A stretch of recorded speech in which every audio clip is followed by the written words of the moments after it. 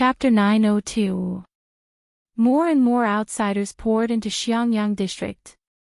The already bustling city became livelier. After the new year, the weather became brighter and warmer. At the ends of the streets, one could see travel-worn scholars everywhere. Similar discussions could be heard everywhere in the taverns, tea-houses, and eateries. I heard that the Jinlin Pavilion will open tomorrow. That's what the notice outside the district headquarters said. I wonder what the interior of the Jinlin Pavilion looks like. Is it the same inside and out, or is it just a facade?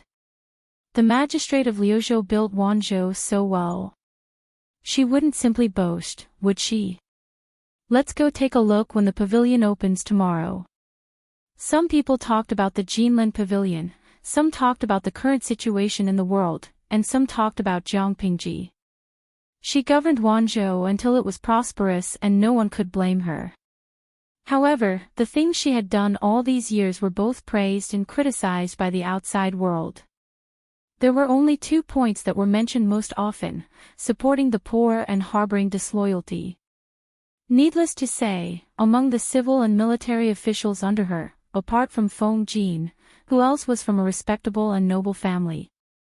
As for harboring disloyalty, it was enough to explain everything just by looking at the recruitment notice and the construction of the Jinlin Pavilion. Under everyone's anticipation, the Jinlin Pavilion officially opened on the 3rd of March at the Flower Festival. From its appearance, the Jinlin Pavilion was no different from ordinary mansions. It inherited the consistent architectural style of Xiangyang district, simple and elegant. There were soldiers standing guard everywhere outside. Each of them had a cold glint in their eyes and a resolute look on their faces. They stood there motionlessly. Yuan Jing, Feng Ren, and Qing Qing presided over the opening ceremony. After offering sacrifices to the gods, they personally pulled down the red silk covering the signboard. On the signboard, there were 3 big characters: Golden Scale Pavilion. The 3 characters were vigorous and powerful, with a hint of nobility. The scholars waiting outside were blocked by the soldiers with their bodies. The whole place was silent. Countless pairs of eyes stared at the hands of Yuan Jing and the others. After the ceremony, the pavilion opens. Qing Qing and the others wore high hats and wide belts. Their sleeves fluttered and their expressions were solemn. With a squeak, the door of the Jinlin Pavilion opened. At that moment, several rows of soldiers passed through the crowd and arranged for the scholars to enter in an orderly manner. Why can he enter but I can't? The soldier in charge of inspection said, "You can't enter today without a token." Token? What token? The scholar who was stopped frowned fiercely. It seemed that he would not give up until he made it clear. The soldier said, "A few days ago, the district headquarters put up a notice.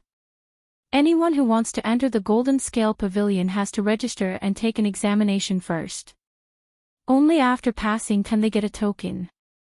Nowadays, paper was still very expensive, and books were even more difficult to find. It was hard to guarantee that he wouldn't run into a book thief with bad character. Su Ku and the others slightly adjusted the threshold to enter the Golden Scale Pavilion. The assessment of literary talent was secondary. The most important thing was to take the opportunity to register the other party's information and put invisible shackles on them. You dare to cause trouble. Every wrong has its perpetrator, and every debt has its debtor. I can always find you by following the vines to the melon. When the scholar heard this, he became angry. An ordinary citizen dared to point fingers at him. Just as he was about to explode, the youth waiting behind him said, "You'd better go and register.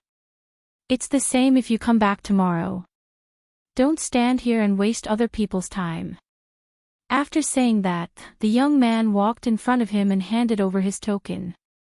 After verifying the authenticity of the name and token, the soldier readily let him in. The scholar from before hurriedly flung his sleeves and angrily went to the side to register. On the other side, the scholars who had already entered let out exclamations of surprise. When they realized that they had lost their composure, they looked at the other people around them who were also stunned. They instantly felt better. They couldn't be blamed for being inexperienced. The scene inside the Golden Scale Pavilion was really beyond their expectations. Although it was called the Golden Scale Pavilion, there were more than one building and one pavilion inside. Currently, only the main building of the Golden Scale Pavilion was open to the public, which was also the largest building in the Golden Scale Pavilion. Looking at the name on the signboard, the crowd felt strange. But when they read the meaning carefully, they could feel the heroic spirit that hit them in the face. It couldn't be more appropriate to give the main building of the Golden Scale Pavilion such a name. The main building was in the shape of a huge ring, and the area it occupied was actually larger than that of an ordinary two-sectioned house. There were 4 large doors, 8 small doors, and 36 wooden windows with hollow patterns. When the door was opened, the interior was brightly lit. Rows of bookshelves surrounded the building in a ring. Many of the bookshelves were already filled with paper books.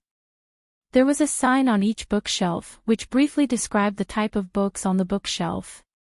The interior of the building was ingenious. The bookshelves themselves were divided into private rooms of various sizes.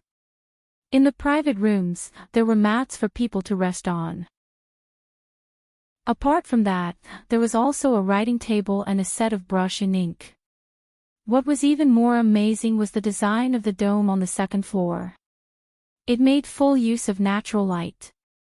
Even if there was no oil lamp in the room, as long as there was sufficient light outside, the room wouldn't feel dark when the windows on the second floor were opened. This is, the scholars who were qualified to enter the Golden Scale Pavilion approached one after another.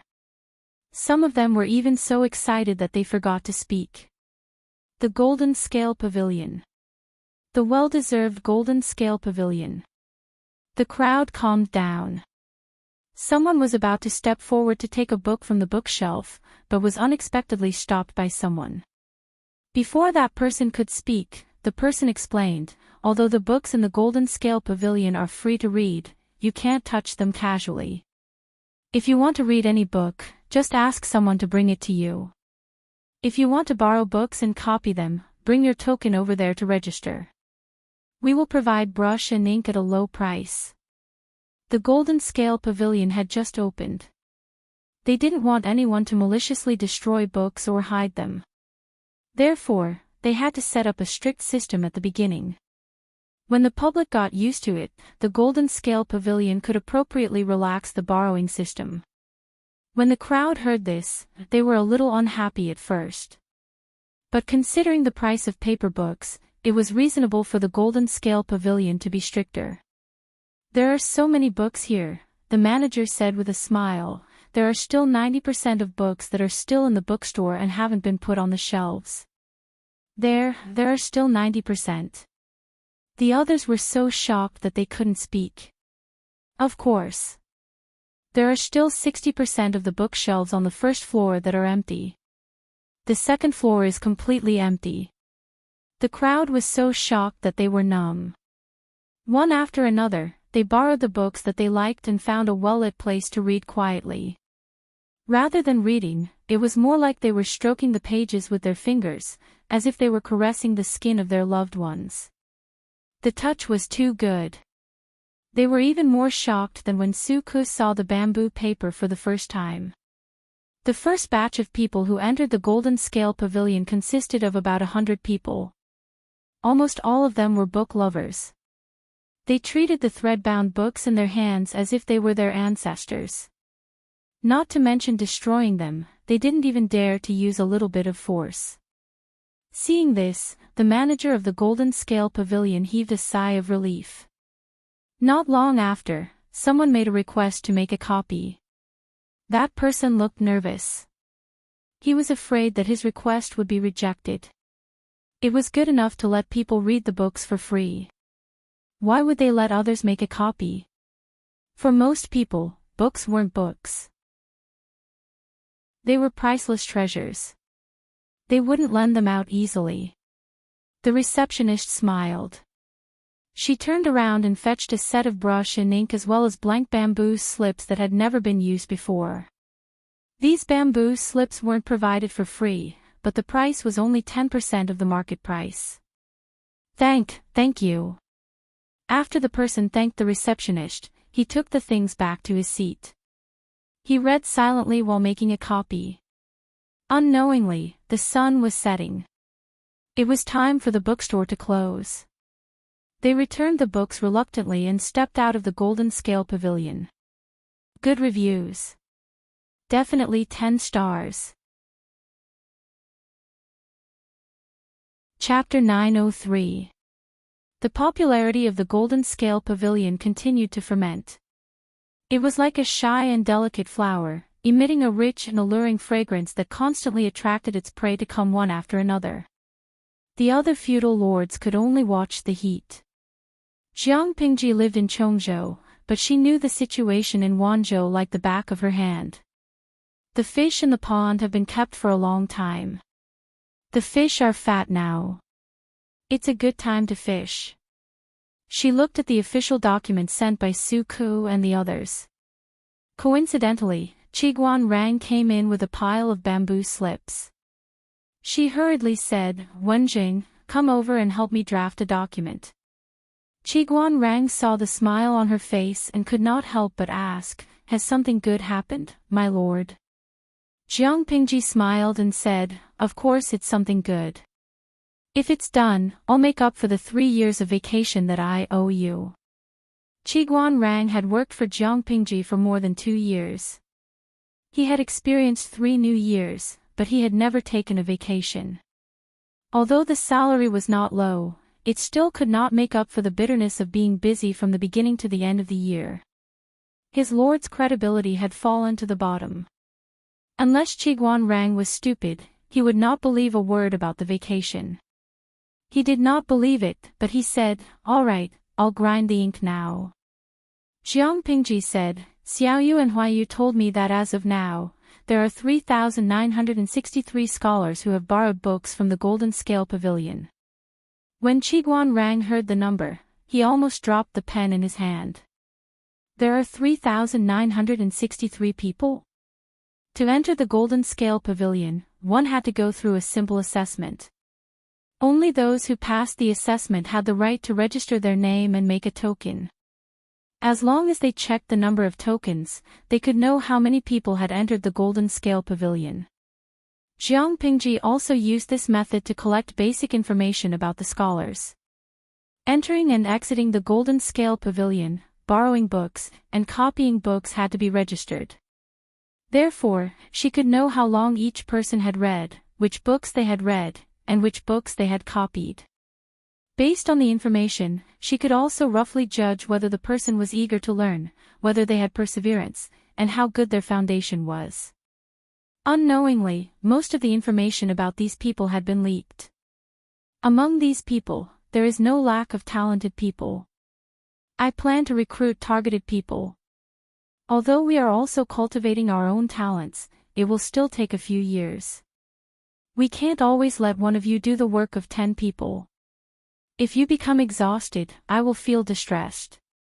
The so-called conscription was actually a system to promote talents.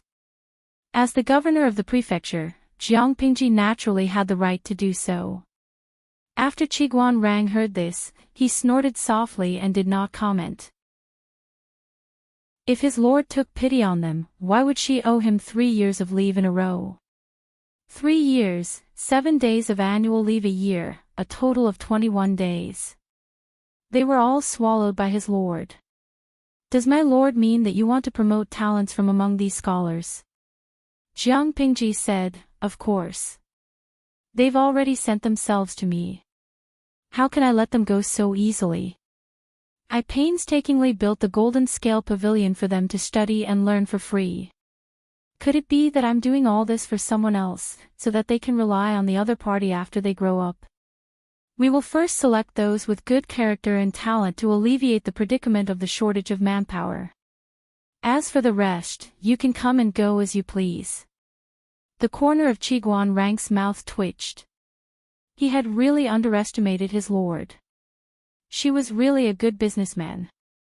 Her ability to pluck feathers from wild geese was amazing. If it was someone else, they might not have had such a good reaction like her. Not only could she draw inferences about other cases from one instance, but she could also exploit them over and over again. My lord, I'm afraid it's difficult to distinguish who's better and who's worse based on this information alone. Jiang Pingji said with a smile, this is simple. Why don't we use the banner of making friends through literature, and set a few difficult questions to test everyone every day? Then let the prestigious scholars be the judges. They'll score everyone's answers and list out who's better and who's better. Every day, the top 3 will receive meal vouchers from the guest house. With the voucher, they can eat 3 meals a day at the guest house. Each meal will provide 2 meat dishes, 2 vegetables, and 1 soup for free. In this way, they could not only get a clear understanding of everyone's talents and knowledge, but they could also build a reputation for the guest house in Wanzhou. Qiguan Rang sighed as he wrote quickly. His lord was a profiteer who was held back by her ambition to dominate the world. Not long after, Qiguan Rang finished writing a document and handed it to Jiang Pingji to read. If there were no problems with the content, this document could be sent to Wanzhou urgently. By the way, remember to get the messenger to look for Jingtu and ask him if he wants to bring anything along. Why should I look for General Fu Wang? Qiguan Rang was surprised. Jiang Pingji pursed her lips and muttered, looking at the time, Hui Jun will be giving birth soon.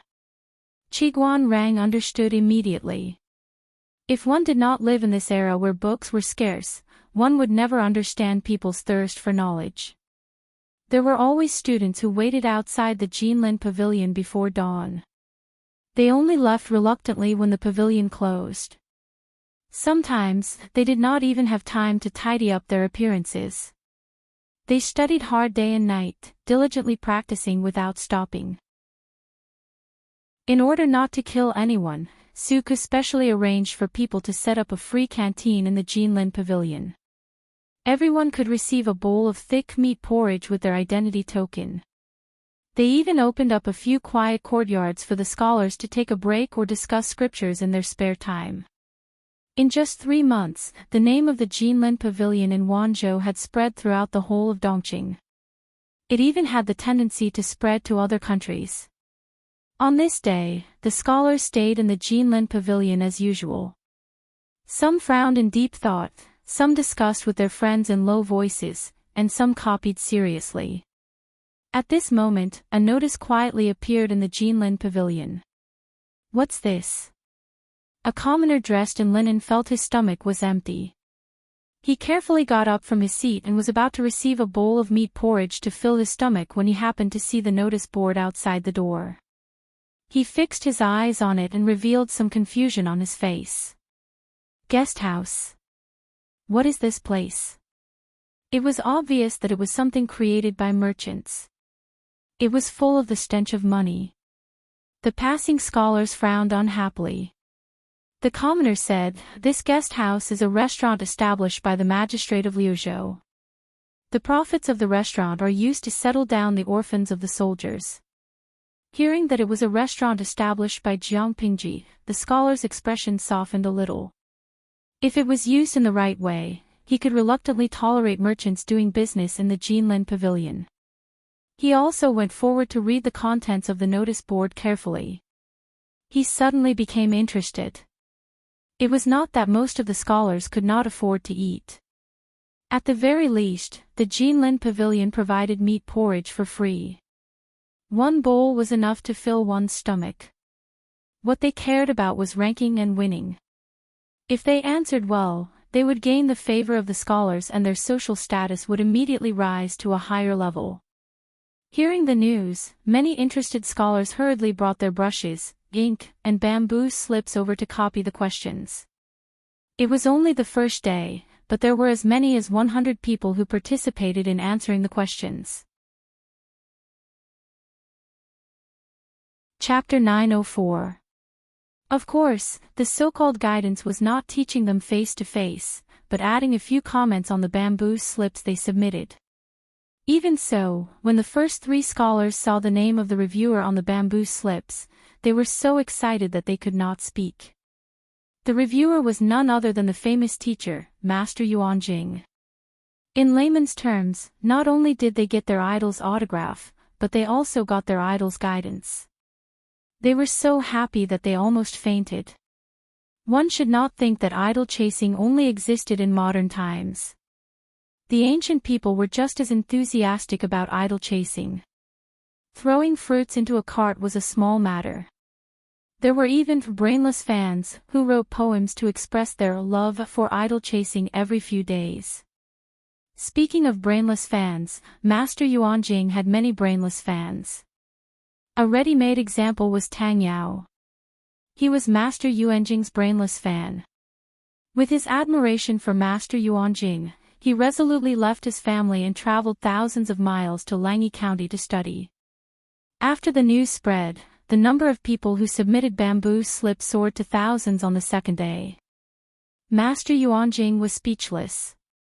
The old man had to correct and read thousands of bamboo slips in one night. Therefore, for the sake of their lives, the exam that was supposed to be done once a day became once every 7 days. Ching saw Master Yuanjing's pale face and took the initiative to help him review. If he was lucky, he could discover young people with potential. It turned out that Jiang Pingji's method was very effective. Don't look at how there were only 10 questions each time, but each question hit a very targeted probe. Most of the scholars did not realize that there was something fishy about it. Only a few people who were more sensitive noticed it. Faintly, they felt that it was related to their future, so they paid more attention to the questions. Every time, they deliberated over the questions repeatedly before writing. They did not give a general answer.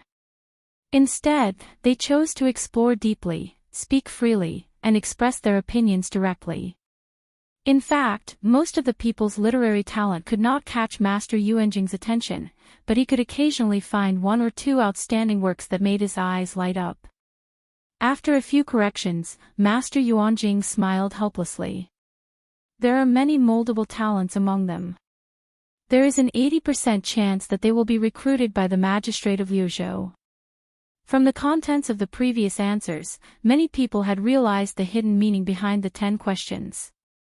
At first, they were perfunctory. Later on, they were very attentive. Even a fool could see the motivation behind this change. Jiang Pingji was not very attractive to the scholars who came from aristocratic families. What about those scholars from poor families? Once they were fortunate enough to receive Jiang Pingji's conquests, it was tantamount to reaching the sky in a single bound. The road to success was directly paved under their feet. Ching thought for a moment and said, although the Lu Prefecture's overseer is powerful, there aren't many people who can be used. Naturally, he has to recruit talents. This kind of assessment method was truly unheard of and unseen. Compared to this, I'm worried about something else. When Yuanjing heard that, he immediately understood what Ching was worried about. Conscription was a way to promote talents. However, this was not a one-way way. It was a two-way street and did not have any coercive power. Conquests were also a form of courtesy. The conquered could gladly accept the offer, but he could also decline it. Jiang Pingji had the right to conquer someone in her territory, and that person also had the right to reject her. If they didn't accept the conquests, some people did it because they really did not want to be an official. They wanted to live in seclusion and live a carefree life. Some people wanted to gain reputation. For example, if a beautiful girl from a poor family rejected the love of a domineering CEO, the beautiful girl would instantly become famous. Of course, there was a third situation, which was to keep people in suspense.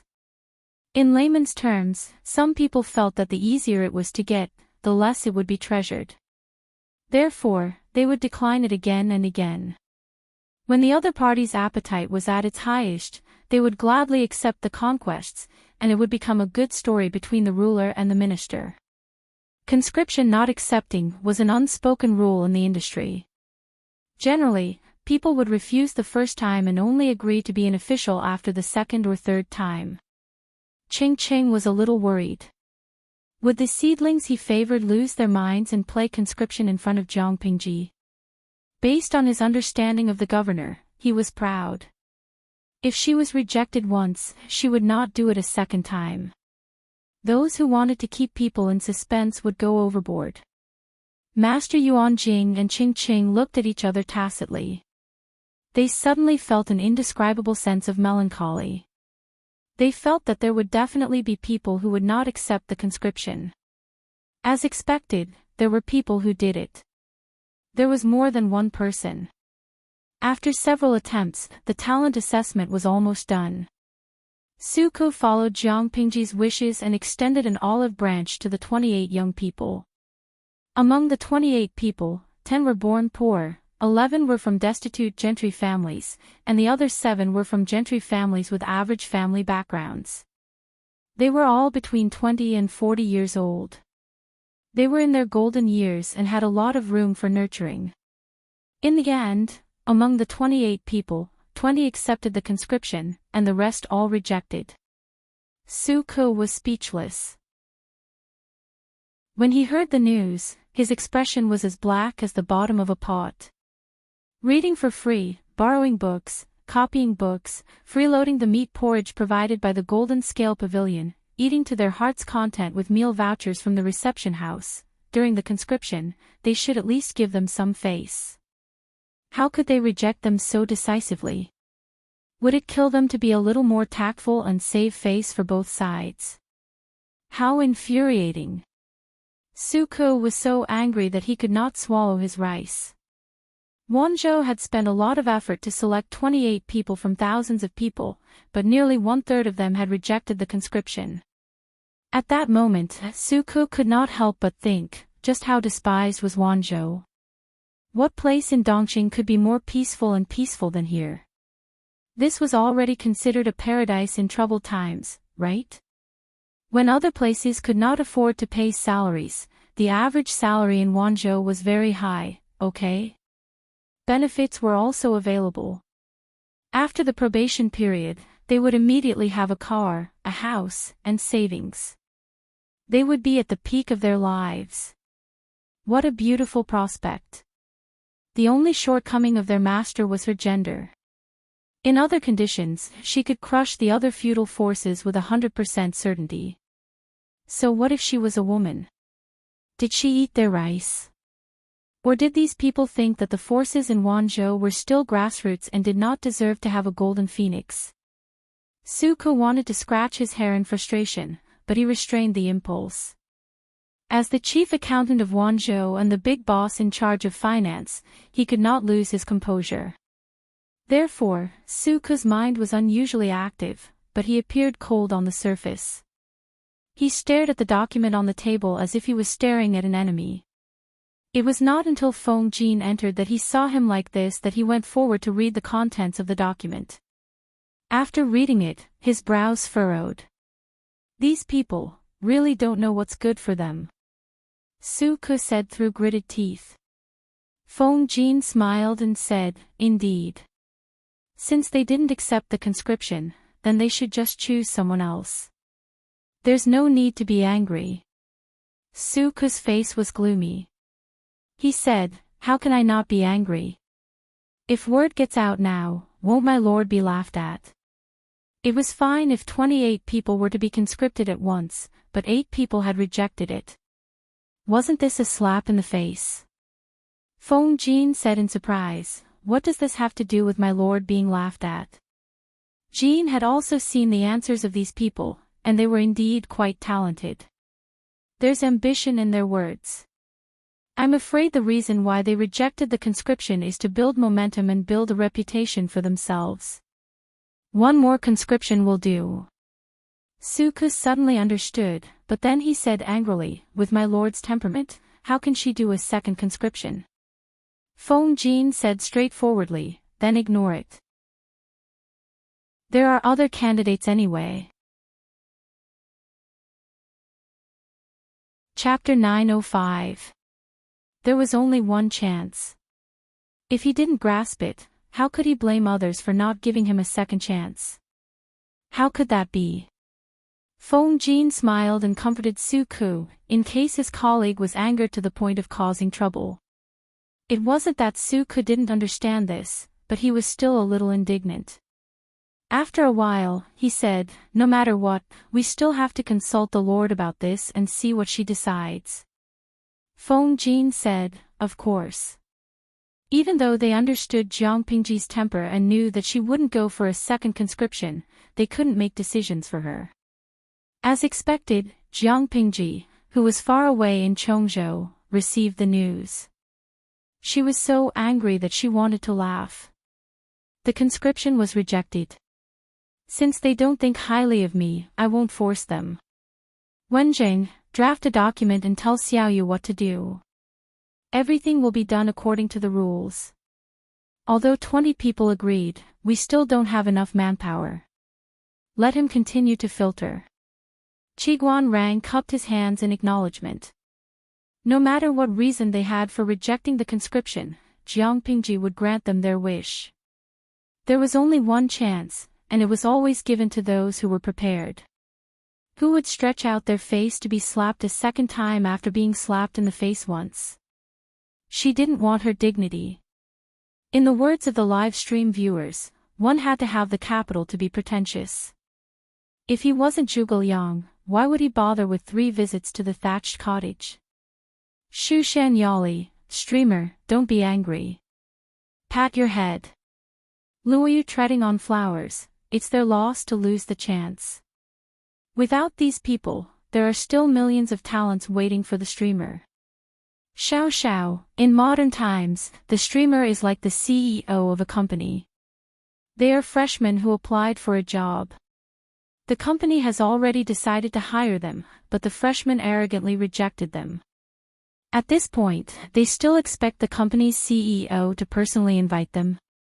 Do they really think they're Zhuge Liang? Pia Ouyang, I realize that your focus is a little off. Isn't the focus on the streamer's method of promoting talents? The bullet screen was quickly drowned out by the sea of bullet screens.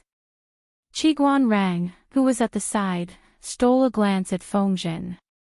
He noticed that the latter was smiling with his eyes squinted, as if he was watching a good show from the sidelines. At noon, Qiguan Rang and Feng Zhen went out together. He lowered his voice and asked, Zhi, what were you laughing at just now? Feng Zhen held a bag of dried and pickled radishes in his hands.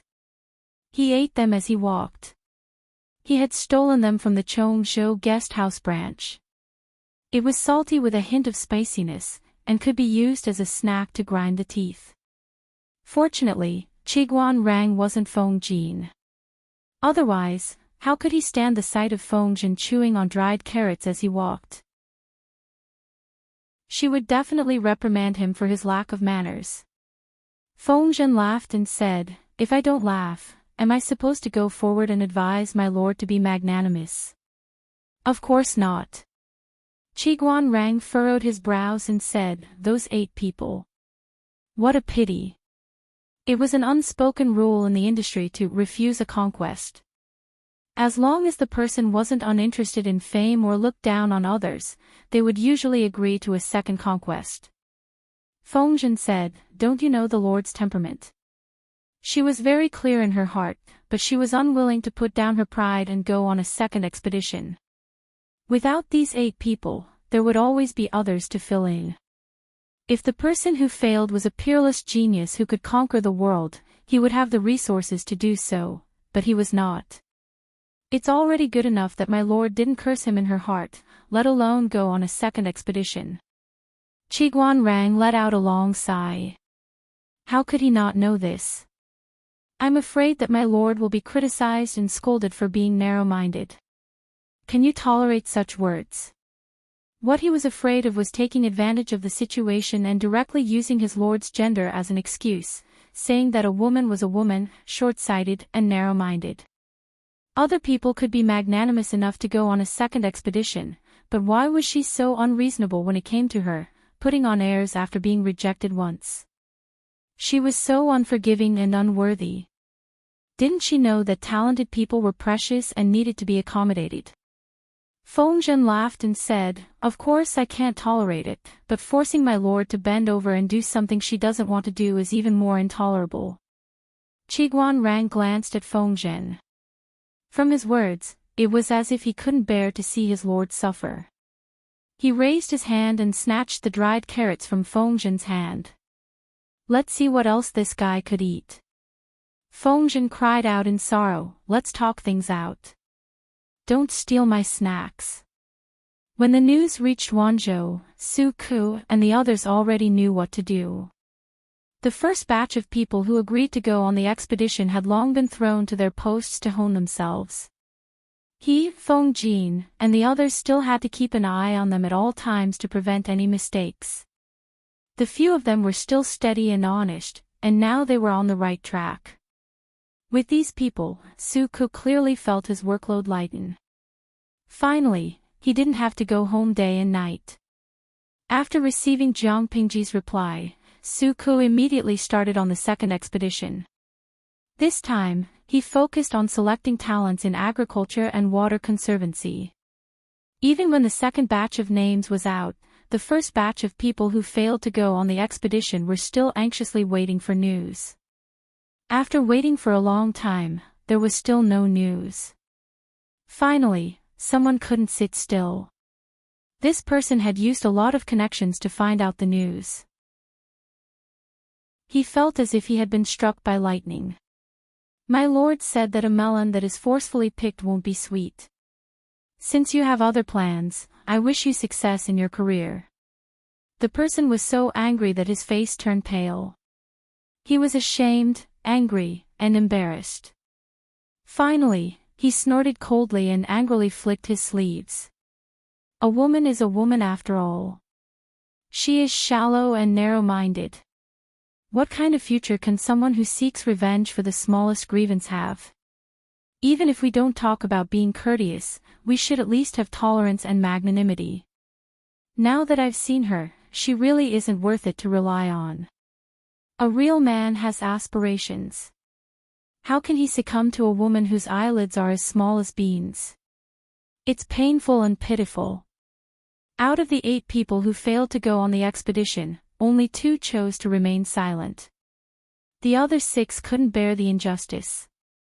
They didn't shout abuse, but when they talked about the world situation with their friends, they would always criticize Jiang Pingji. Once their friends spoke up for Jiang Pingji, they would always be refuted. This woman's eyes are as small as beans.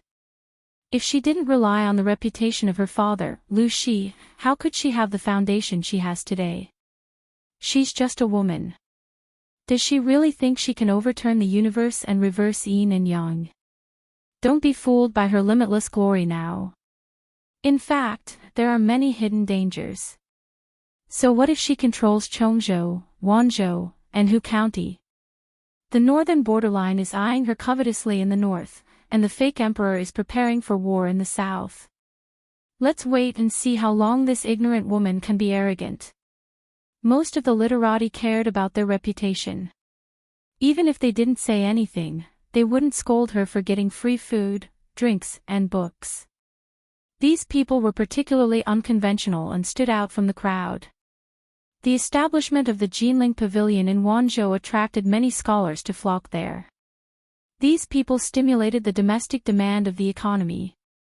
Not only did they make Wanzhou's economy flourish, but they also made Wanzhou's literary style flourish. Many like-minded scholars gathered together. They either discussed poetry, gave advice on the country, or recited poems and paintings. The literary atmosphere was strong. The literary gathering was open to the public. Naturally, the words and deeds of these people spread to the ears of Su Ku and the others. Bastards, such despicable people, they're simply. Su Ku was so angry that he slammed the table. It was almost the end of the month. He had to handle more and more things. He slept less and was in a bad mood.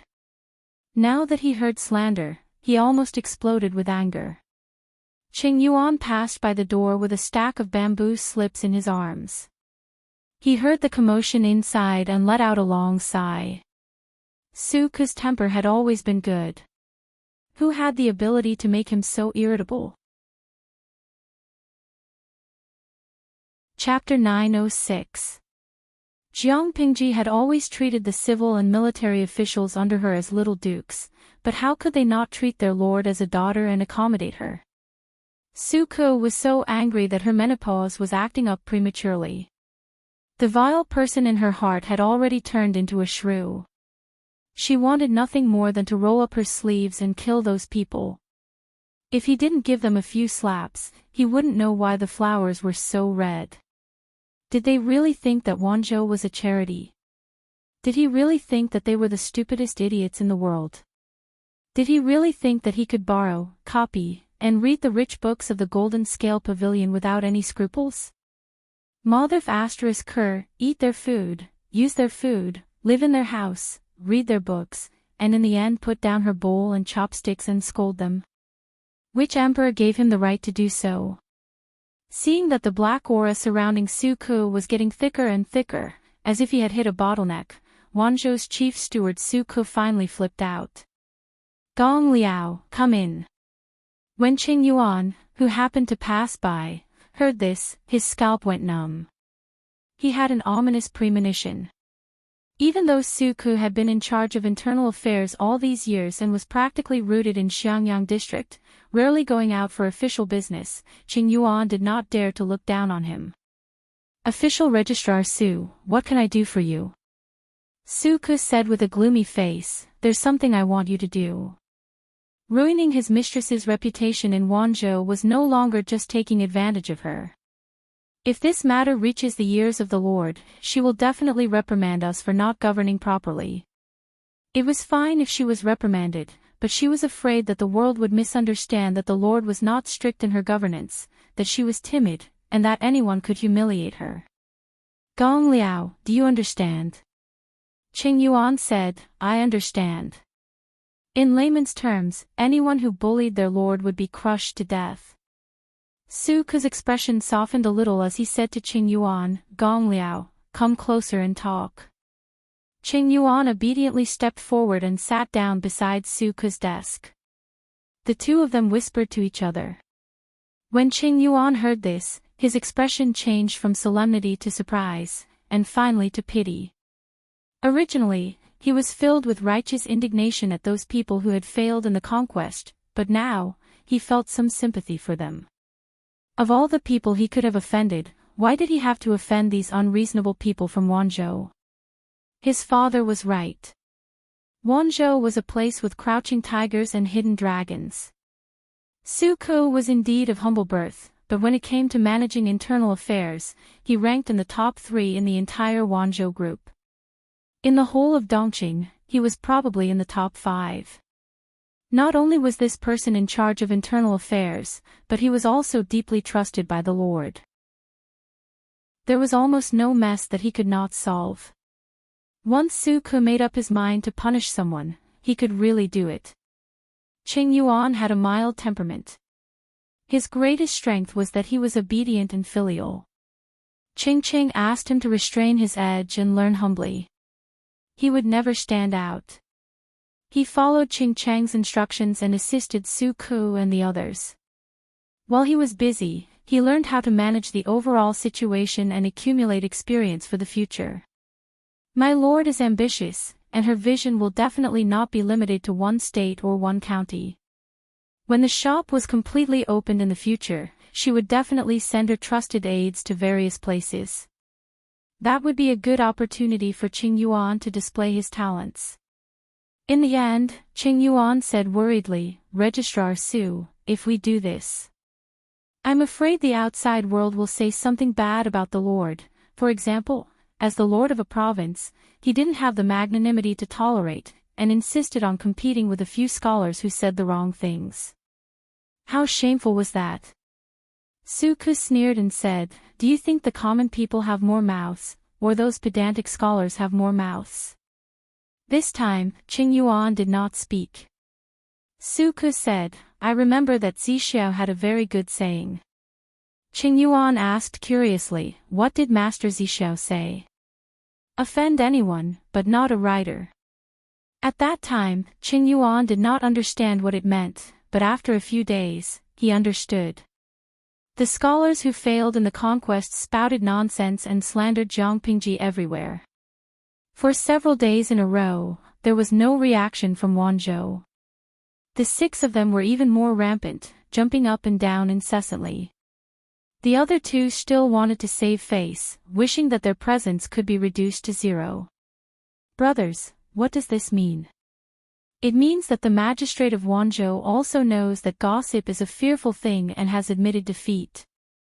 Those people in Wanzhou are just actors from a grassroots troupe, inferior people who don't know Confucius and Mencius. I'm ashamed to be associated with them. A man is indomitable.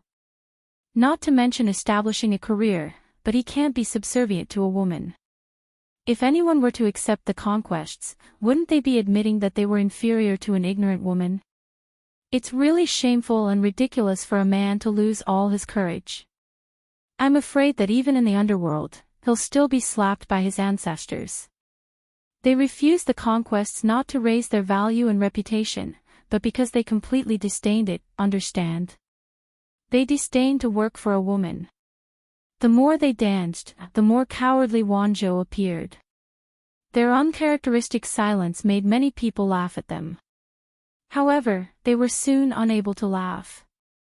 If Su Ke did not show his power, did they really think he was a housekeeper? The questions for this round are out. They're out. Let's go take a look. A test every 7 days had now become a routine, and it had faintly become one of the ways to select talents in Wanzhou. This way did not require family background, appearance, or virtue, only ability and talent. If they met the standards, even if they came from a humble background, they could still enter the eyes of the forces in Wanzhou. For many poor children who sought refuge with no families, this was a golden opportunity to leap over the dragon's gate. Every time the results were released, it would always attract a large number of scholars to come and watch. A group of people gathered in front of the notice board. Except for a few simple-minded people, the others saw the questions clearly and felt a chill in their hearts. Unlike the 10 questions announced in the past, there was only one question this time. Repaying enmity with kindness. How do you repay kindness? What kind of question is this? The saint has already given the answer, so of course it's repaying enmity with kindness. No one knew which simple-minded person spoke up, but everyone's expressions did not look too good. This answer had been stamped by the saint, so of course they knew, but when they thought about recent events, they felt that things were not looking good. How is this a test? It's clearly a declaration of war, someone couldn't help but mutter. What declaration of war? There were quite a lot of simple-minded people. They only cared about being top students and didn't hear the gossip of the outside world. Sigh. Wanzhou is clearly telling others that they want to repay enmity with kindness. Not to mention anything else, at least Wanzhou had built the Golden Scale Pavilion and provided tens of thousands of books for them to read for free. Was this not kindness? Many people received kindness but did not know how to be grateful and shamelessly made a false accusation. Was this not resentment? Therefore, Wanzhou could not be blamed for choosing to repay enmity directly, to get back at them. They could only blame the ungrateful ingrates for being too arrogant. Naturally, the 6 people had also seen the contents of the notice. Except for the 3 scholars from poor families who were anxious, the other 3 did not take it to heart. If Wanzhou really had the ability, they could have just sent people to arrest them. Why did they have to take such a roundabout route? Unfortunately, these people did not know that in another plane far away, there was an honest and upright official named Qin Shimi. Otherwise, they would not have such a stupid idea. Qin Shimi was a good and honest official. Because he had offended a screenwriter, he had become a peerless scumbag whose name would be passed down through the ages. Chapter 907. When it came to scumbags, they thought of Chin Shimmy. They thought of how he abandoned his wife and son in order to curry favor with the rich and powerful. He could be said to be the representative of scumbags since ancient times. How many people knew that not only did Chin Shimmy not abandon his wife and son, but he was also an honest, upright, and outspoken official? This was the power of scholars. With a pen, they could poke a person on the pillar of shame in history and be spurned by people for generations to come. As for the truth. Haven't you heard of this saying, open your mouth to start a rumor, but run your legs to refute it? The people loved melodramatic gossip and preferred stories with ups and downs. As for the truth, few people cared. That Lu Shi is really a shrew. Does she want to shed all pretense of cordiality and hold it against us? She's a woman. How can she not hold a grudge? Someone snorted disdainfully, but there was a flash of guilt in his eyes. However, this trace of guilt was quickly buried. Jinlin Pavilion was open to the public for free. They had also obtained the right to enter the pavilion. Of course, they were qualified to enjoy all the benefits inside. They did not owe Wanzhou anything. Whether it was borrowing books, copying books, or other benefits, they were all voluntarily provided by Wanzhou. Since it was voluntary, they could not be considered to have received Wanzhou's favor. In this way, how could it be considered to be returning good for evil? Did Wanzhou still want to act like a hooligan and demand repayment? They verbally despised Jiang Pingji's gender, but they were not too stupid. After all, Jiang Pingji had power and influence, but they did not. When they saw the topic on the notice board, they panicked for a while, then immediately comforted themselves. 2 days passed, and nothing happened.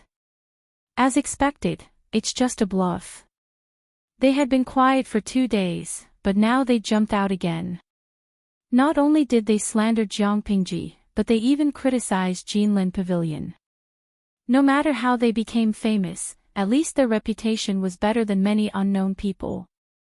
Black and red were still red. However, the atmosphere was not right. Soon, they could not laugh anymore. The scholars who had been chatting with them were all gone. Every time they approached them to discuss something, they would always be rejected with all sorts of reasons. When many familiar faces saw their faces, they covered their noses with their sleeves and quickly walked around them. Occasionally, they could even hear people whispering and glancing at them from time to time. Their eyes were filled with disdain. My dear brothers, in the courtyard of the poetry meet, he saw a few friends sitting on the ground in the distance. Everyone had a satisfied smile on their faces, as though they were discussing something. One of them came forward, but before he could bow, the others scattered like birds and beasts. That person stood rooted to the ground like a block of wood. His face turned red and then green. He was both embarrassed and angry. With great difficulty, he managed to stop a young, thin, and weak scholar and interrogate him. No matter what, he was still a fighter who dared to fight against power. Why did others treat him like this? The scholar said, "You still don't know what happened? I've been focused on studying the ancient books these days. How could I have the time to care about what's going on outside?" There were too many good books in the Golden Scale Pavilion, and he always felt that he didn't have enough time to study. When the scholar from a poor family heard this, the disdain in the depths of his eyes deepened. Before he could react, the scholar said, "If you don't know, you can go to the Golden Scale Market for a while and you'll know." After saying this, the scholar from a poor family was afraid that others would see him mingling with him, so he hurriedly left. The Golden Scale Market was a commercial market not far from the Golden Scale Pavilion. It was also specially built by Jiang Pingji. The Golden Scale Pavilion brought a large flow of people, which was an excellent business opportunity. The flow of people was huge, and the business was prosperous. Many people embarked on the road to becoming rich. The Golden Scale Market was full of shops. This was an era where entertainment was lacking. Only Wanzhou had some variety. Many scholars liked to listen to storytellers there. Under Wei Si's leadership, the storytelling industry in Wanzhou was under the unified jurisdiction of the government. The industry rules were strict. He even found a few talented novelists who specialized in collecting current affairs and gossip. He asked them to compile them into novels and use the storytellers' mouths to tell them to the people. He also set a rule: absolutely no one could say anything unfavorable to Jiang Pingji, not even half a word. Of course, they could not be overly exaggerated. They tried their best to let the people understand a real lord. Wei Si used entertainment to control public opinion, and now it was beginning to show results. The people loved their Wanzhou magistrate very much. There were even unmarried women who cried and shouted that they wanted to marry her, even if she was a woman. This meme was even adapted into a script by the novelist. It became the most popular novel in Wanzhou for a time. Probably because the novelist's literary talent was too good, many people were moved to tears. Say, why can't lovers be together in the end? So what if they are both women? Infatuated people should be treated gently. Stories like this made the bystanders dumbfounded. However, the dumbfounded protagonist today was someone else. That person heard the words of the scholar and hurried to the golden scale market. When he passed by a tea house, he suddenly heard his name. He looked in the direction of the voice and saw many people surrounding the tea house. A storyteller in a scholarly robe was telling a story with great emotion. He stood still and listened for a while. His expression became darker and darker. After a long time, the storyteller patted the ruler and said, "If you want to know more, listen to the next chapter." After saying that, he returned to his seat and drank a mouthful of tea to moisten his lips. The people nearby wailed, "You old man, aren't you a little too disloyal? Why are you deliberately blocking here and making people unable to go up or down? That's right, finish it in one go. If you don't finish, I feel like there's a cat scratching at my heart. Sigh, I can't sleep today. Even storytellers can't be so broken. You're obviously deliberately leaving people hanging. One day, with a knife in hand, I'll kill all the sequence-breaking dogs in the world." The storyteller raised his eyelids and said, "How is it that I'm unwilling to speak? It's clearly that I haven't gotten the manuscript for the next chapter." The people fell silent, but after a moment, they were filled with righteous indignation again. "That Zhao Kuang is really shameless. He holds his bowl to eat and then puts it down to curse. Even the women in the brothel wouldn't be so shameless." Hey! I'm not happy when you say that. What's wrong with the women in the brothel? They give money in one hand and take off their pants in the other. It's a proper transaction. They're not like those people, each more shameless than the other. It's just like the book said. More than 10 years of sage books have been learned by the dog. When Zhao Kuang, who was outside the tea house, heard this, his chest tightened and he almost vomited blood. He hurriedly grabbed someone to ask about the contents of the book.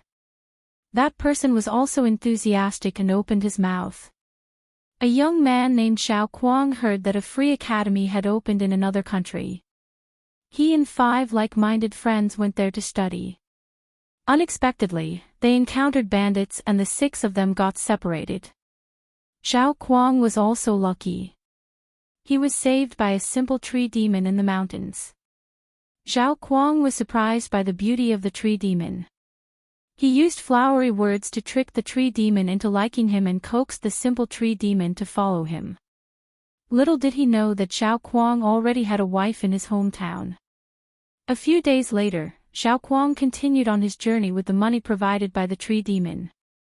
When he arrived at the academy, Zhao Kuang squandered without restraint. He pretended to be a noble son of an aristocratic family and gained the favor of a great scholar surnamed Liu. The great scholar felt that Zhao Kuang's temperament wasn't firm. After testing him, he didn't intend to put him in an important position. Coincidentally, Xiao Kuang heard that the great scholar had countless books and went to borrow some from the great scholar. The great scholar borrowed them and Xiao Kuang benefited greatly from the books. Using this opportunity, he received help from a noble and was promoted all the way. After he became famous, the tree demon came to Xiao Kuang to repay his debt. However, Xiao Kuang said that the tree demon had bewitched him and burned him to death. When the great scholar heard this, he felt indignant for the tree demon. Everyone knew that the great scholar had lent books to Xiao Kuang, but Xiao Kuang said that his success was all due to his talent and that it had nothing to do with the great scholar borrowing books. Chapter 908. After saying so much, his tongue was dry. The scholar hurriedly asked, "What's next?" The storyteller cursed his bad luck. "There's nothing else." The story had just reached the most fascinating part, but there was nothing else. No wonder the commoners were so angry. Nothing else. The commoner curled his lips. There was a hint of anger in his words. He raised his hand and pointed at the storyteller in the room.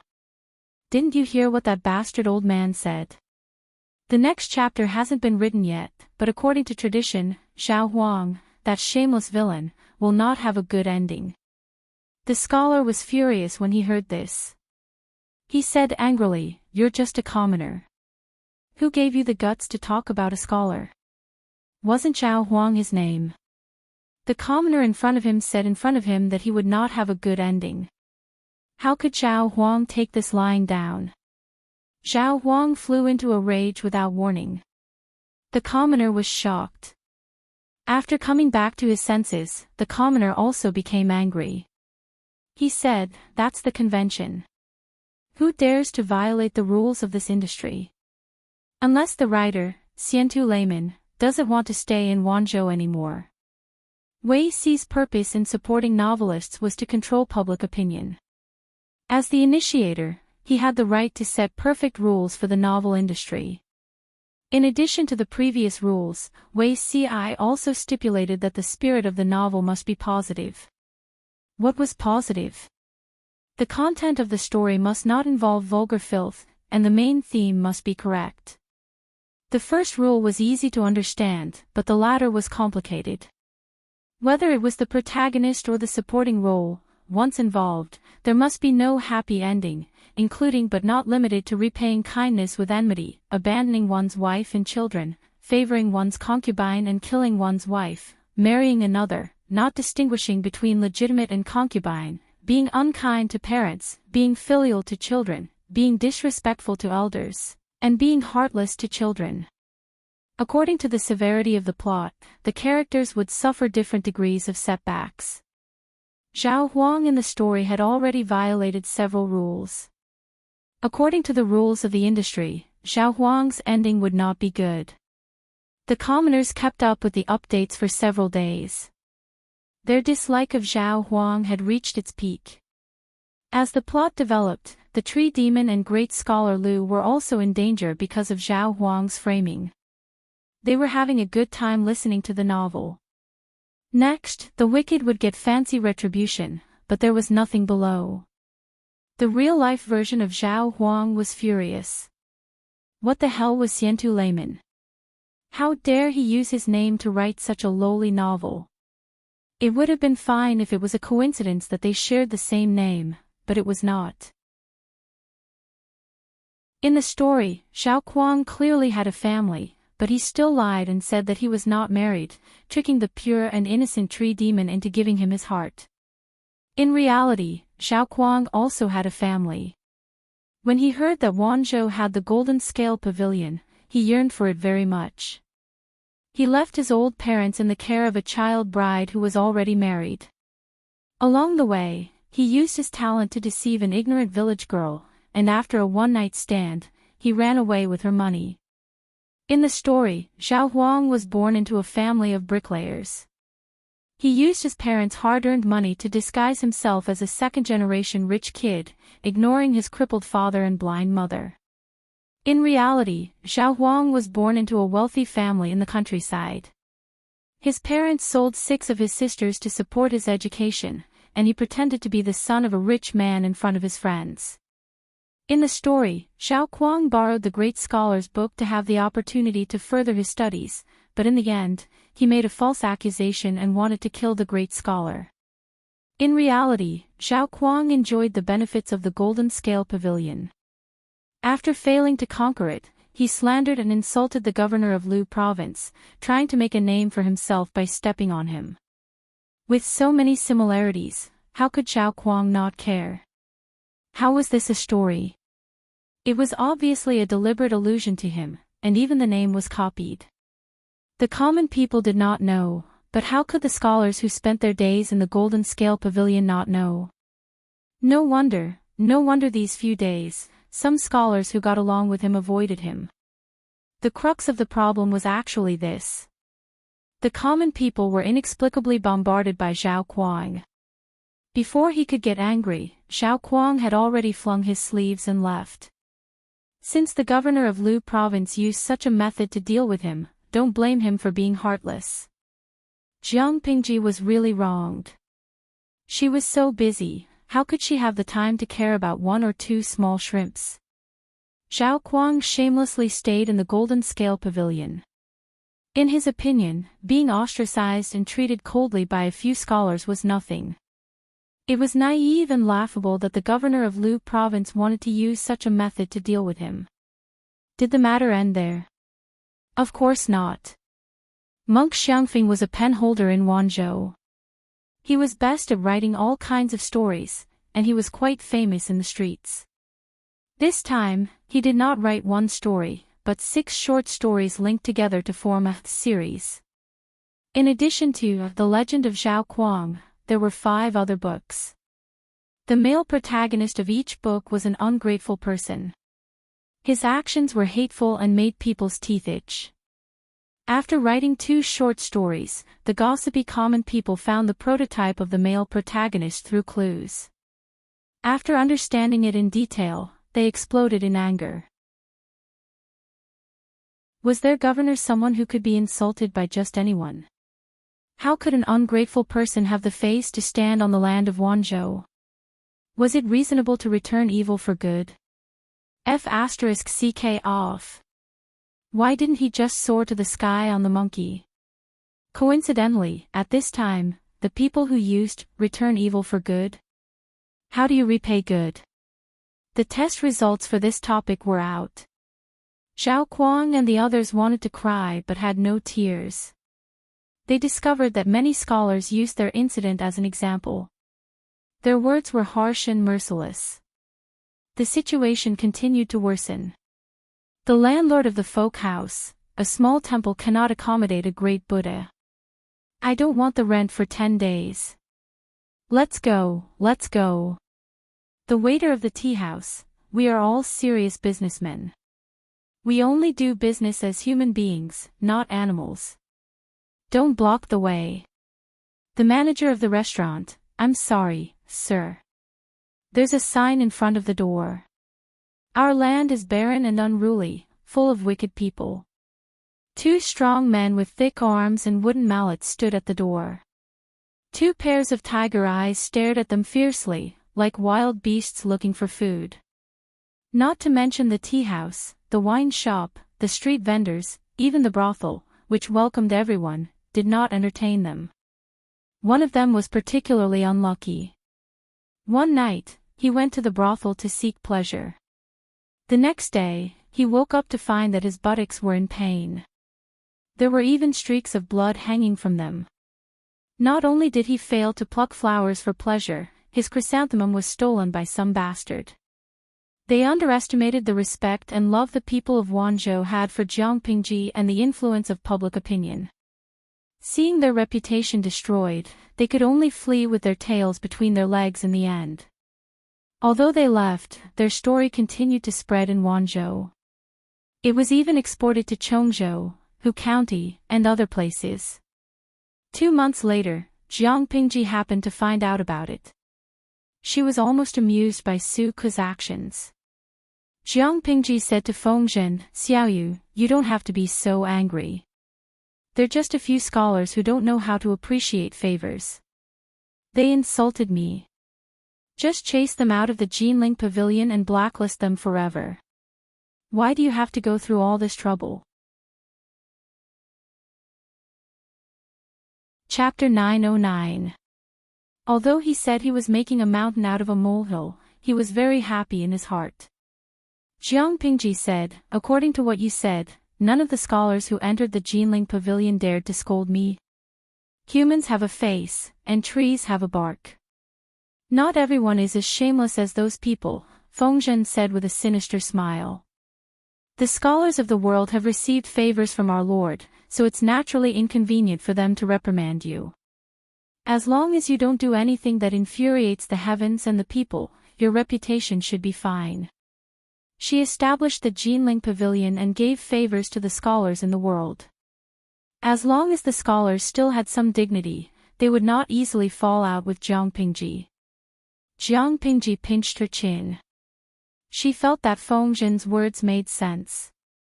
Since I'm doing you a favor, I'll do it to the end. Fengzhen was surprised. What idea did my lord come up with this time? Jiang Pingji took out a booklet from her sleeve. Fengzhen took it and looked at it.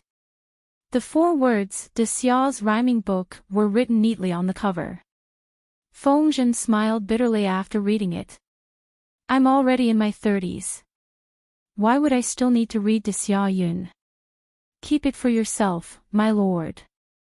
The so-called De Xia rhyme book was basically the ancient version of Pinyin, similar to the Qieyun and Wangyun that the livestream viewers were familiar with.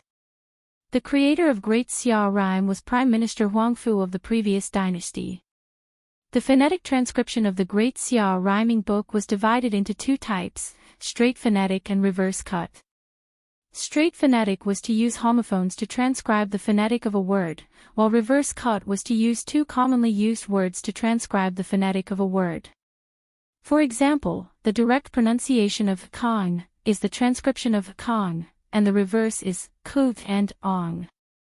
Thanks to this book of rhymes of the Great Xia dynasty, after the Great Xia dynasty split up, the official language of the 5 countries became the same. Otherwise, there would be different dialects in the world, and it would be impossible for them to communicate properly. Children had to memorize the initial consonants and final consonants in the De Xia rhyming book for the sake of learning in the future. However, the scarier part was that there were 49 initial consonants and 181 final consonants in De Xia rhyming book. Before Meng Tong's enlightenment, he had to memorize 230 common words. In layman's terms, before teaching a person how to read, the person must have a certain level of literacy.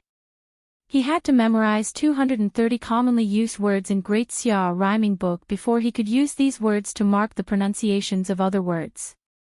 Children's enlightenment was slow, and it was difficult for the common people to develop their wisdom. The difficulty of phonetic transcription was also a huge obstacle.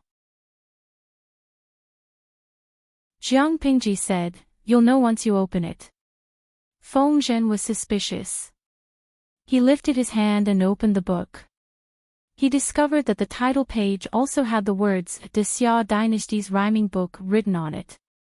There were also strange symbols beside each word. He was puzzled and raised his head to look at Jiang Pingji's face. He realized that she was looking at him with a face full of expectation. Fengzhen suppressed his emotions and flipped through a few more pages. It was filled with familiar words, but there were tiny symbols around each word. He was puzzled. Could it be that the secret lied in these symbols? Fengzhen thought about it and began to carefully search for the similarities between these symbols. Indeed, he really did find some patterns. The more he searched, the more frightened Fengzhen became. It was rare for Longzi to put his heart and soul into something, and the audience in the live broadcast room was also writing at a great speed. Why? They all knew that Jiang Pingji came from the interstellar world of the future, but she had never spoken a word of her hometown. She didn't even write the word hometown. How could he miss out on such a rare opportunity? This was a good opportunity to study the language of the future. Jiang Pingji saw that Fengzhen had followed suit and drawn the symbols. She smiled and squinted her eyes. She knew that he had figured out the trick. She said, "A few days ago, you told me that Feng Yi complained that Meng Tong of the Golden Scale Academy was tormented by the Xia dynasty's rhyming book." Fengzhen vaguely guessed something. He secretly clenched his fists and suppressed the surging emotions in his heart. "It's true. So I went back and found a copy of the Xia dynasty's rhyming book. After studying it carefully, I discovered a big secret." Jiang Pingji smiled and squinted her eyes. She suddenly asked an irrelevant question. "You also know about the symbols that Mr. Qing researched, right?" Fengzhen said, "Of course I know." Because of the symbols, the celebrities gathered in Wanzhou were in a heated argument. Everyone had their own opinions on the matter of the symbols. The scene was like charade. Jiang Pingji said, "I was inspired by this. I was thinking, can I also use different symbols to represent different pronunciations?" In her world, there was such a thing as pinyin. The symbols used were completely different from what the audience in the live broadcast room knew. Jiang Pingji didn't use the symbols given by the audience.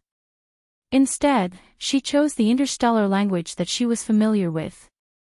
The Xia dynasty's rhyming book is indeed good, but the threshold is too high. The mechanism is also complicated. It's extremely difficult for ordinary people to get started. If we use these symbols to mark the pronunciations, it'll be much easier. Children only need to remember a few dozen symbols to be able to practice pinyin. Fengzhen had a guess in his heart, but when he got Jiang Pingji's confirmation, he still couldn't believe his ears. The obviously complicated Xia dynasty's rhyming book could be simplified to this extent. Really, any word can be spelled out. Won't you know if you try? Fengzhen didn't believe it. He randomly took out 2 books, picked a few dozen words, and compared them with the symbols he'd sorted out. After testing it out, it was indeed correct. He blinked his eyes in disbelief. If this simple method of phonetic transcription could be popularized on a large scale, it would save a lot of time and energy. It would also lower the threshold for people to study and give more people from poor families the hope of studying. "I plan to personally go back to Wanzhou," Jiang Pingji said to Fengzhen. Jiang Pingji said to Fengzhen, "This brand new rhyming book will be tested in the Jin Lin Academy for now to see how it works. If there are no problems, I plan to popularize these phonetic symbols in my own territory." Fengzhen spent a lot of effort to force himself to calm down. "My lord," Jiang Pingji said, "it's a long road to enlighten the people. The people can't read a word, but if they put their minds to it, they can memorize it in less than 3 days. When the time comes, the government will issue an order. One will be written in normal words, and the other will be marked with symbols. The people can use the phonetic symbols they've memorized to spell out the words one by one. Think about it, if that's the case, how much effort can the government save?" The low literacy rate of the people indirectly affected the efficiency of the government's issuing of government orders. Because they couldn't read, they didn't know what the government had issued. Their eyes were blank, and they couldn't understand anything. If they could spell out the words themselves, they would know what was written on the notice. Even if they couldn't read the words, they could read them out. Fengzhen felt his mouth go dry. He stared at his lord blankly. He didn't look like he was looking at his lord, but like he was looking at a god. Seeing that Fengzhen didn't respond, Jiang Pingji threw the rhyming book of Xia and said angrily, "Do you agree or not?" Fengzhen was stunned. How could he not agree to such a good thing? Besides, the Lord was the Lord. She was the one who made the decisions. Why was she asking him? Fengzhen said, "Everything is up to you, my lord. Shen. I'm willing to be at your beck and call, even if I have to die 1,000 times." Jiang Pingji said, "All right, let's agree. The affairs of Wanzhou are all in your hands." Fengzhen heard clearly what Jiang Pingji said and broke out in a cold sweat. Ha! Jiang Pingji said, "Didn't I say before that I want to go back to Wanzhou? I asked you if you agreed. You said that I would make the decision." Fengzhen looked at the government office filled with bamboo slips in a daze, then looked at his lord who was smiling brightly. "My life is over."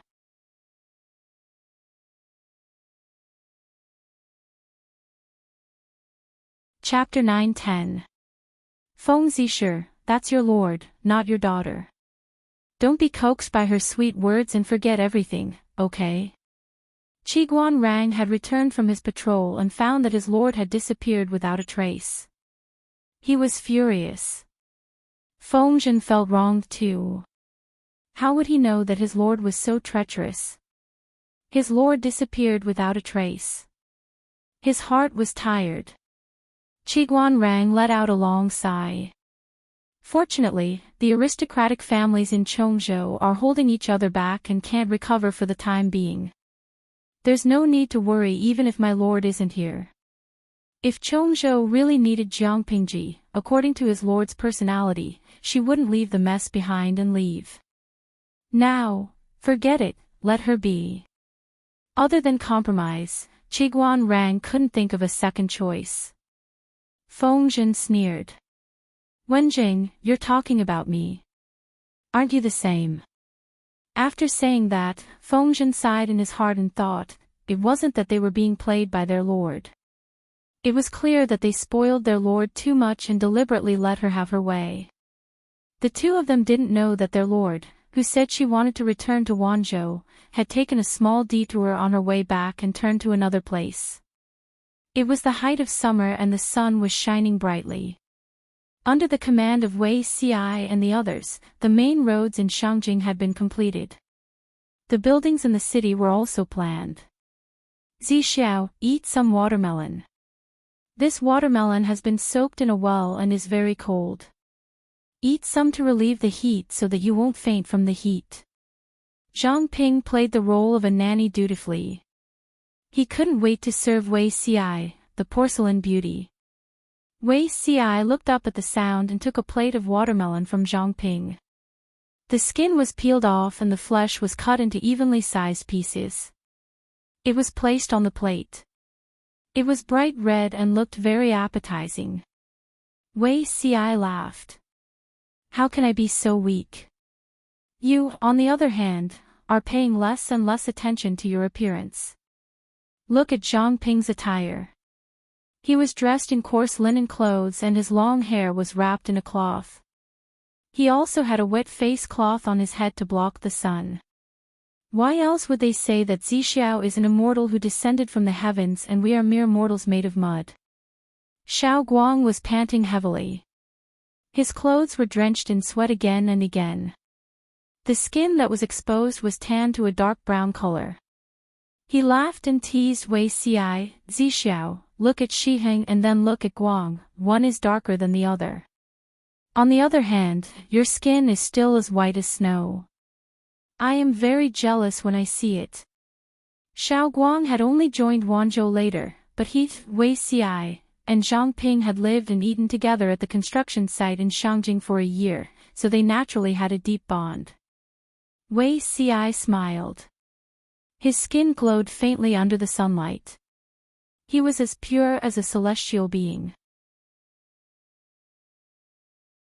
What's there to be jealous of? In Ci's opinion, he's at a great disadvantage. Wei Ci joked, "I spend a lot of time under the scorching sun every day, but my skin never gets tanned. Those who don't know what's going on might think that I'm slacking off and trying to fish in troubled waters." Wei Ci and Xiao Guang were chatting and laughing when the messenger rushed over in a hurry. Wei Ci furrowed his brows. "What happened?" The messenger replied, reporting to the three sirs, "The Lord is outside the camp." "What?" The three of them widened their eyes in astonishment. Wei Ci, who had not sweated before, could not help but break out in fine, hot sweat on his forehead. "Quickly go and welcome the Lord." Jiang Pingji's arrival was too sudden. The three of them had not received any news at all. After a flurry of activity, Wei Xi and the others finally saw Jiang Pingji. They bowed respectfully. "Greetings, my lord. No need to be so polite. I was just about to rush back to Wanzhou from Chongzhou, so I stopped by to see you." Jiang Pingji dismounted from the horse and took off the bamboo hat on her head to block the sun. She stood in front of the three of them and let out a long sigh. "Zi Xiao has tanned. Shihing and Chongming have also lost a lot of weight." Zhang Ping and Xiao Guang were speechless. "It's not hard at all. It's my duty to share the Lord's worries and burdens." The three of them bowed again, but they could not help but complain in their hearts. They said that Wei Xi had tanned. "Are you sure there's nothing wrong with his eyes, my lord?" Jiang Pingji had rushed back to Wanzhou for important matters. She made a small detour to Shangjing, so she did not stay for long. The night was cool.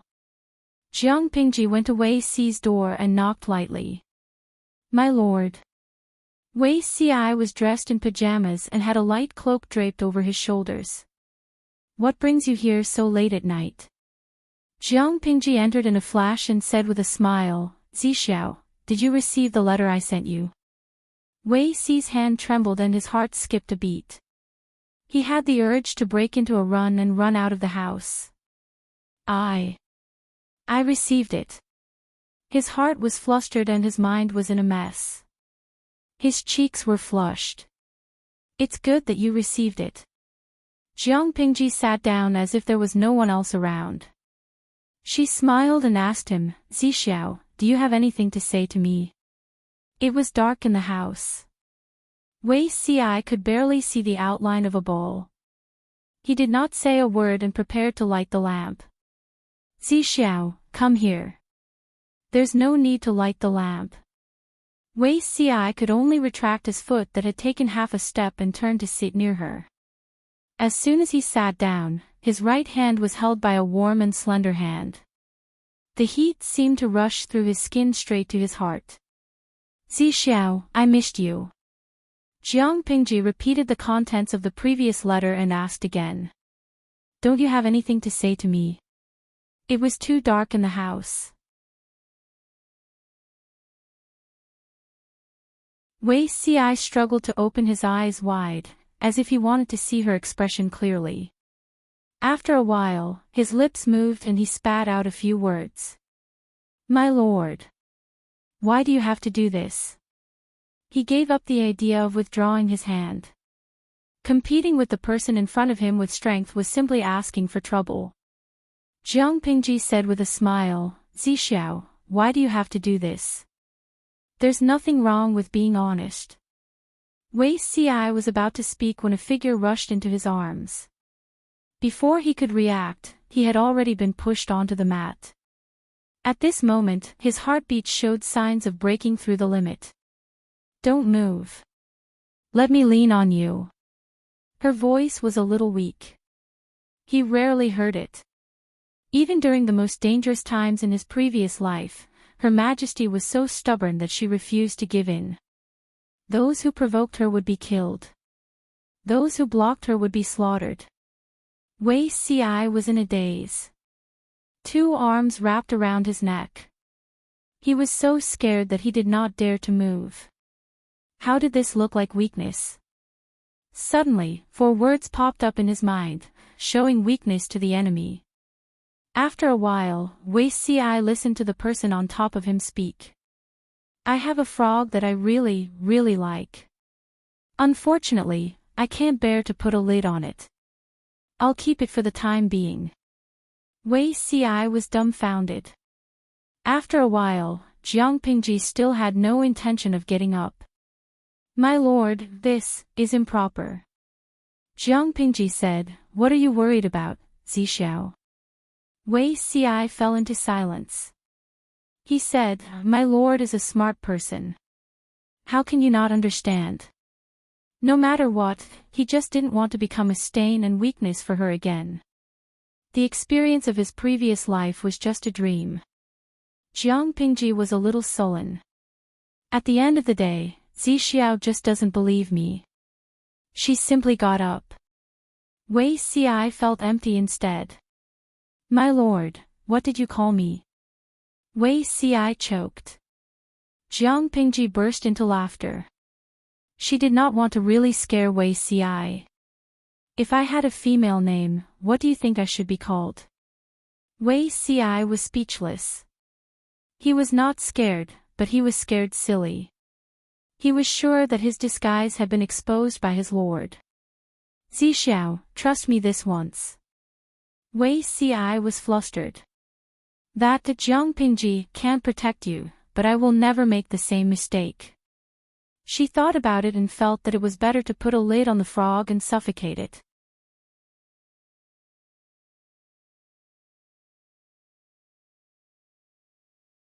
Chapter 9:11.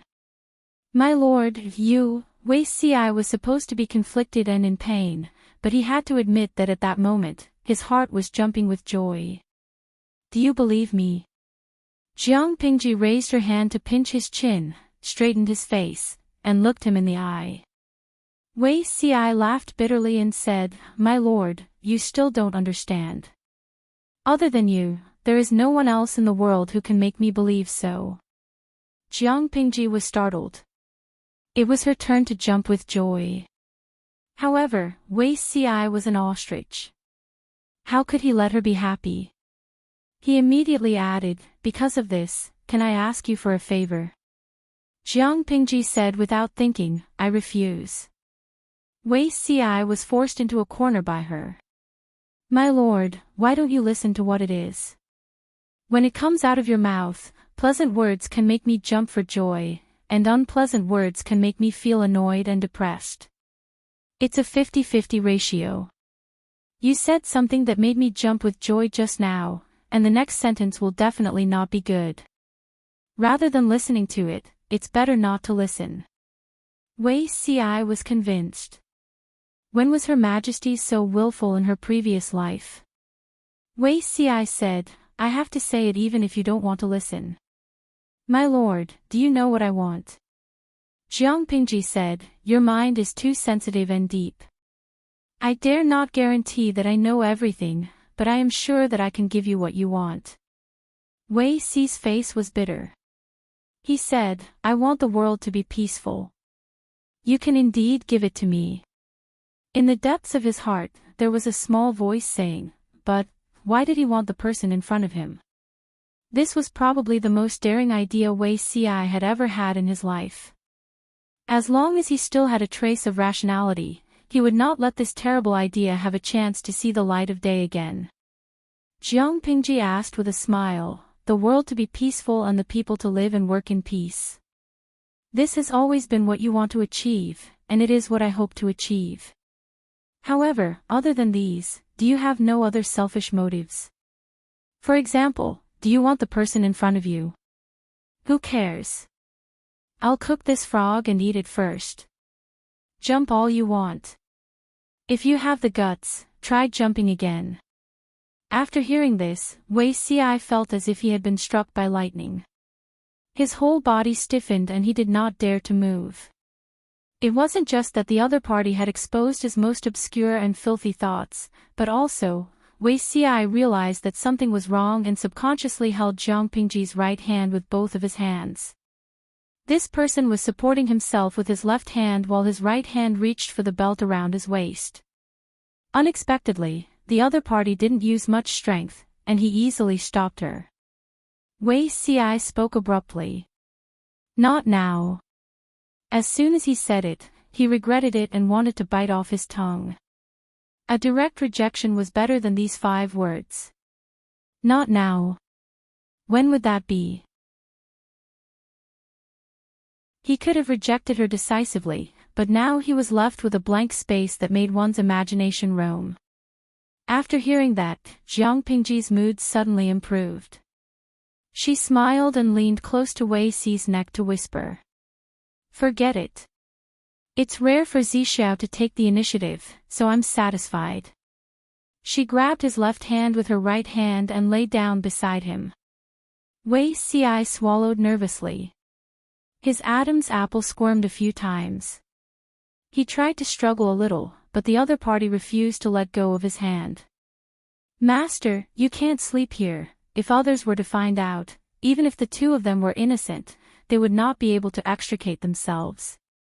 Those who are innocent will be innocent. Those who are impure will be impure.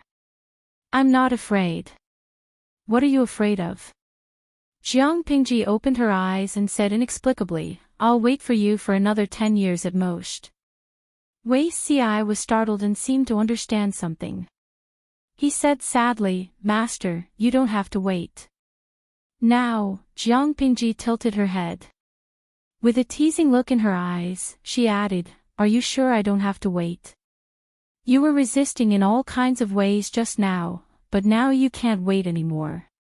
What I want to say is, after 10 years, if you still have a reluctant attitude, I really can't help but eat you up. Do you know what kind of eating it is, Zixiao? Wei Ci was speechless.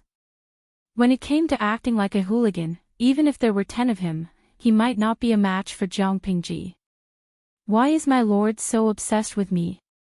Wei Ci could not help but ask a narcissistic question. Was it because he was good-looking? Jiang Pingji said, Zixiao just said that there is no one else in the world who can make you believe in me so much. Then I also want to say that there is no one else in the world who can make me feel so compatible with you.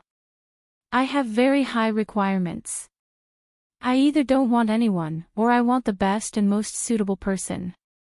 I think you are that person. The room was pitch black and the surroundings were quiet. Wei Ci had never been so excited before. His heart seemed to want to jump out of his throat. He was an adult in both his previous and current lives, but now he felt the nervousness of a young man who had his first awakening of love. All these emotions kept him together. The knot in his heart that had perplexed him in his previous life was solved with Jiang Pingji's words. What the hell? My lord, you should prioritize the great cause. When my lord reaches the end, you may realize that Wei Ci is just an ordinary man. Wei Ci's voice was a little perturbed. Jiang Pingji secretly rolled her eyes. Wei Ci must be doing this on purpose. He could not see her happy, so he always said things that made her annoyed and angry. If my lord still doesn't change your mind by then, Ci, will let you be. After he finished speaking, Wei Ci lay straight on the ground like a dead fish. His ears were so red that they could drip blood. If there was a crack on the ground, he really wanted to crawl into it and hide. Jiang Pingji had a look of disbelief. Did she just trigger a hidden plot? But before that, my lord, you should still be careful between men and women. Wei Ci's last sentence dampened her spirits. She pouted and did not care what Wei Ci said. After today, she did not know when they would meet again. Was she not allowed to see more? After a while, Wei Ci asked her softly, My lord, do you have any plans for the next 2 years? After a while, Wei Ci asked her softly, My lord, do you have any plans for the next 2 years? I'm afraid that after 2 years, the situation will change drastically. There were too many changes in the past and present lives, but Wei Ci knew the capabilities of the feudal lords. His lord's recuperation for 2 years meant that she could not intervene in the war. She could only stay in the north, which gave the feudal lords a chance to develop their power. He said, the Su brothers come from famous families and are all ambitious. Zhe County has abundant provisions and has a geographical advantage. They can rely on this place to gather talents and have a bright future. Yang Jian's son, Yang Tao. He alone is not a threat, but Yan Lin by his side is not easy to deal with. With Yan Lin's assistance, Yang Tao may be able to take over the false emperor's foundation. His future is limitless. And that Huang Song, my lord, you are brothers with him, but... Before Wei Ci could finish, Jiang Pingji sneered and said, sharpening the knife will not delay the work of cutting firewood. What are we afraid of? After we take care of the northern borderline, we'll deal with them later. Not to mention 2 years, even if it's 20 years, we'll still beat them until they cry for their parents. Jiang Pingji's power was concentrated in the north, and the surrounding areas were all difficult to deal with. After she took care of the northern borderline, it would be a critical moment when her vitality was greatly weakened. It was very likely that a few of her neighbors would join forces to target her. But would she be afraid of that?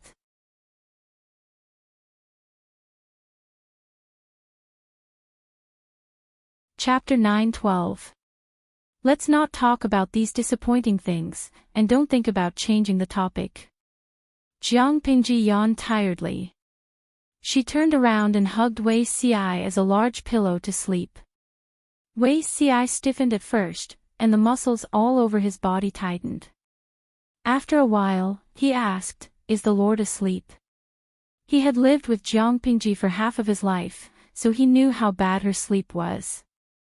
Even if someone tiptoed beside her, it would wake her up, let alone a slightly loud noise. Jiang Pingji closed her eyes and muttered, "I'm already asleep. Do you have the heart to disturb my sweet dreams?" "Yes, yes, yes. The Lord is asleep." Wei Xiai smiled bitterly. "The floor is cold. Forgive me for offending you. Let me carry you to the bed." The floor was made of solid wood. Not only was it hard, but it was also cold. It was not comfortable to lie on. Jiang Pingji's ears perked up when she heard that. She opened her arms enthusiastically. "Come on. If Xixiao can't carry you, I can carry you." Wei Xiai said, "Since the Lord is asleep, don't talk in your sleep." Jiang Pingji pouted. She doubted whether Wei Xiai could carry her. Although she was slender, she was tall and muscular. Her actual weight was heavier than that of an ordinary adult man. Jiang Pingji did not have much hope that Wei Xiai would be able to carry her. It turned out that she had underestimated him. Wei Xiai heard Jiang Pingji laugh softly. As intelligent as he was, he naturally knew what she was laughing at. He could not help but blush. Although he had carried Jiang Pingji, it was actually quite strenuous for him. His breathing was a little breathless. It was only a few steps from where he stood to the bed, but Wei Xiai was so tired that a thin layer of sweat appeared on his forehead. Xixiao's arm strength still needs to be trained. Jiang Pingji rolled into the bed and clamped a corner of the thin blanket with her toes. She casually flung it and rolled her body in a circle. The spread-out thin blanket covered half of her body. Otherwise, it's easy to run out of stamina in the future. In the darkness, Wei Xi's eyes carried some helplessness. He was not a virgin. Of course, he could understand the meaning behind her words. Knowing Jiang Pingji's temperament, Wei Xiai did not dare to simply respond to her, in case she pushed her luck. Jiang Pingji accurately stopped Wei Xiai from taking another thin blanket and teased him with a smile. "Sleep in the same bed. Summer's Xixiao is very likable." Wei Xiai replied, "In that case, my lord disdains me during winter." "No," Jiang Pingji said, "my lord in winter is very likable to Xixiao." Wei Xiai was stunned for a while before he understood what she meant. He was so embarrassed that he could not speak. His heart was burning with anger, and his tone carried a hint of annoyance. Who likes it? In the previous life, Her Majesty was so cold and serious. Why was she so glib in this life? He carefully lay down on the edge of the bed. His neck suddenly tightened, and Jiang Pingji forcefully pulled him in. Wei Xiai had no choice but to accept his fate. In the end, he could not escape the fate of being used as a pillow in summer. In the previous life, Her Majesty at least knew how to restrain herself, but in this life, she was becoming more and more lawless. "I like it," Jiang Pingji said. Wei Xiai had no choice but to lie flat. "Forget it, how many times can I be harassed in a year? Today, I'll let her be. Wei Xi's guess was right. Jiang Pingji came here secretly and could only stay for 2 or 3 days. On the second day, she ran away without a trace. She either brought Xiao Guang or Zhang Ping with her. They stared at the scorching sun and carefully inspected the construction progress everywhere. Other than at night, they could not see her at all. After 3 days, it was time for Jiang Pingji to set off for Wanzhou. People often say that what you think about in the day, you dream about at night. Zixiao, you have to think about me more. This is an order. Jiang Pingji whispered in his ear. Wei Xi did not know if it was because the sun was too bright outside or because he was too nervous, but he felt his whole body breaking out in hot sweat. I have to share my lord's worries and burdens. I have no time to think too much. Jiang Pingji was exasperated, but due to the presence of others, she could not do much. Just you wait, don't cry when the time comes. Wei Xi was fearless. At least for the next 10 years, he would be safe. Farewell, my lord. He bowed with his hands clasped in front of him. Jiang Pingji was so angry that she laughed. She said to Zhang Ping and Xiao Guang, Shiheng, Chongming, I forgot to tell Zixiao something. Zhang Ping and Xiao Guang thought that the two of them were going to talk business, so they tactfully retreated. Jiang Pingji grinned, revealing a few white teeth. Wei Xi's heart sank. He had a bad premonition. After sending Jiang Pingji away, Zhang Ping and Xiao Guang realized that Wei Xi's mood was a little off. They thought that the business Jiang Pingji and Wei Xi were going to discuss was very serious, so they were a little worried. In fact, Wei Xi had not recovered from his shock. The skin on his collarbone rubbed against his clothes, causing a slight and dense pain. It's nothing. Wei Xi comforted the two of them with a normal expression. On the other side, Jiang Pingji, who was already on her way, had a licorice in her mouth. The bullet screen of the live stream was already exploding. Feisha Shirsan, streamer, you didn't keep your word. Didn't you say that this live stream is very serious? Why did you steal my idol? Gujiu Daijun, I'm so angry. It's rare to have a male idol that I fell in love with at first sight, but in the end, he was bitten by the streamer. Ijili Waxia Haitang, my heart is broken. Didn't they say that the streamer is very serious and won't make fun of him? The above were the wails of the audience in the blue bullet screen. Although the Red Army had an absolute advantage, the endless stream of handsome male idols still attracted a portion of the blue audience. Among the many male idols, Wei Xi's looks were the most outstanding. Because he had appeared on the live stream a few times, he was the most valuable. Jiang Pingji had boldly grabbed Wei Xi's collar and bit his collarbone. This action broke the hearts of the blue audience.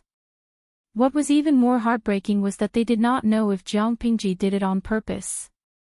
Not only did she grab Wei Xi's collar, but she also blocked their view. She definitely did it on purpose, right? Compared to the wails of the blue audience, the red audience was laughing and making noise.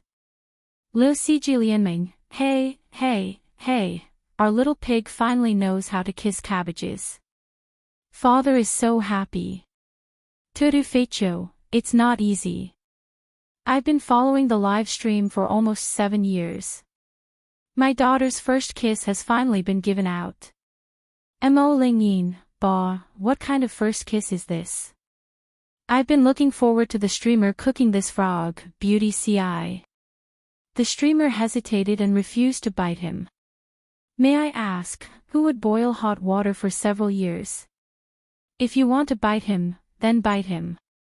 What kind of hero is blocking the camera? They only saw Jiang Pingji take a bite of Wei Xi, but they did not see any extra skin on him. How infuriating. Iji Sibao, you don't understand. This is called possessiveness. If I had a boyfriend like Beauty Ci, I would be petty too. Mingshi Yaya, if I had a boyfriend like Beauty Ci, I would have knocked him out and dragged him to bed to make him cry. Jiang Pingji looked at the bullet screen and smiled without saying a word.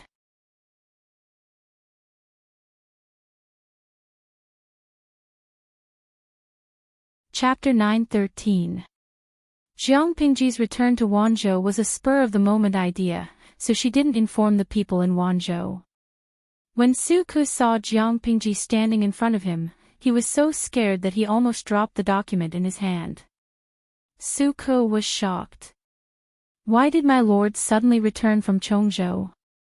Jiang Pingji laughed as she took off her bamboo hat to block the sun.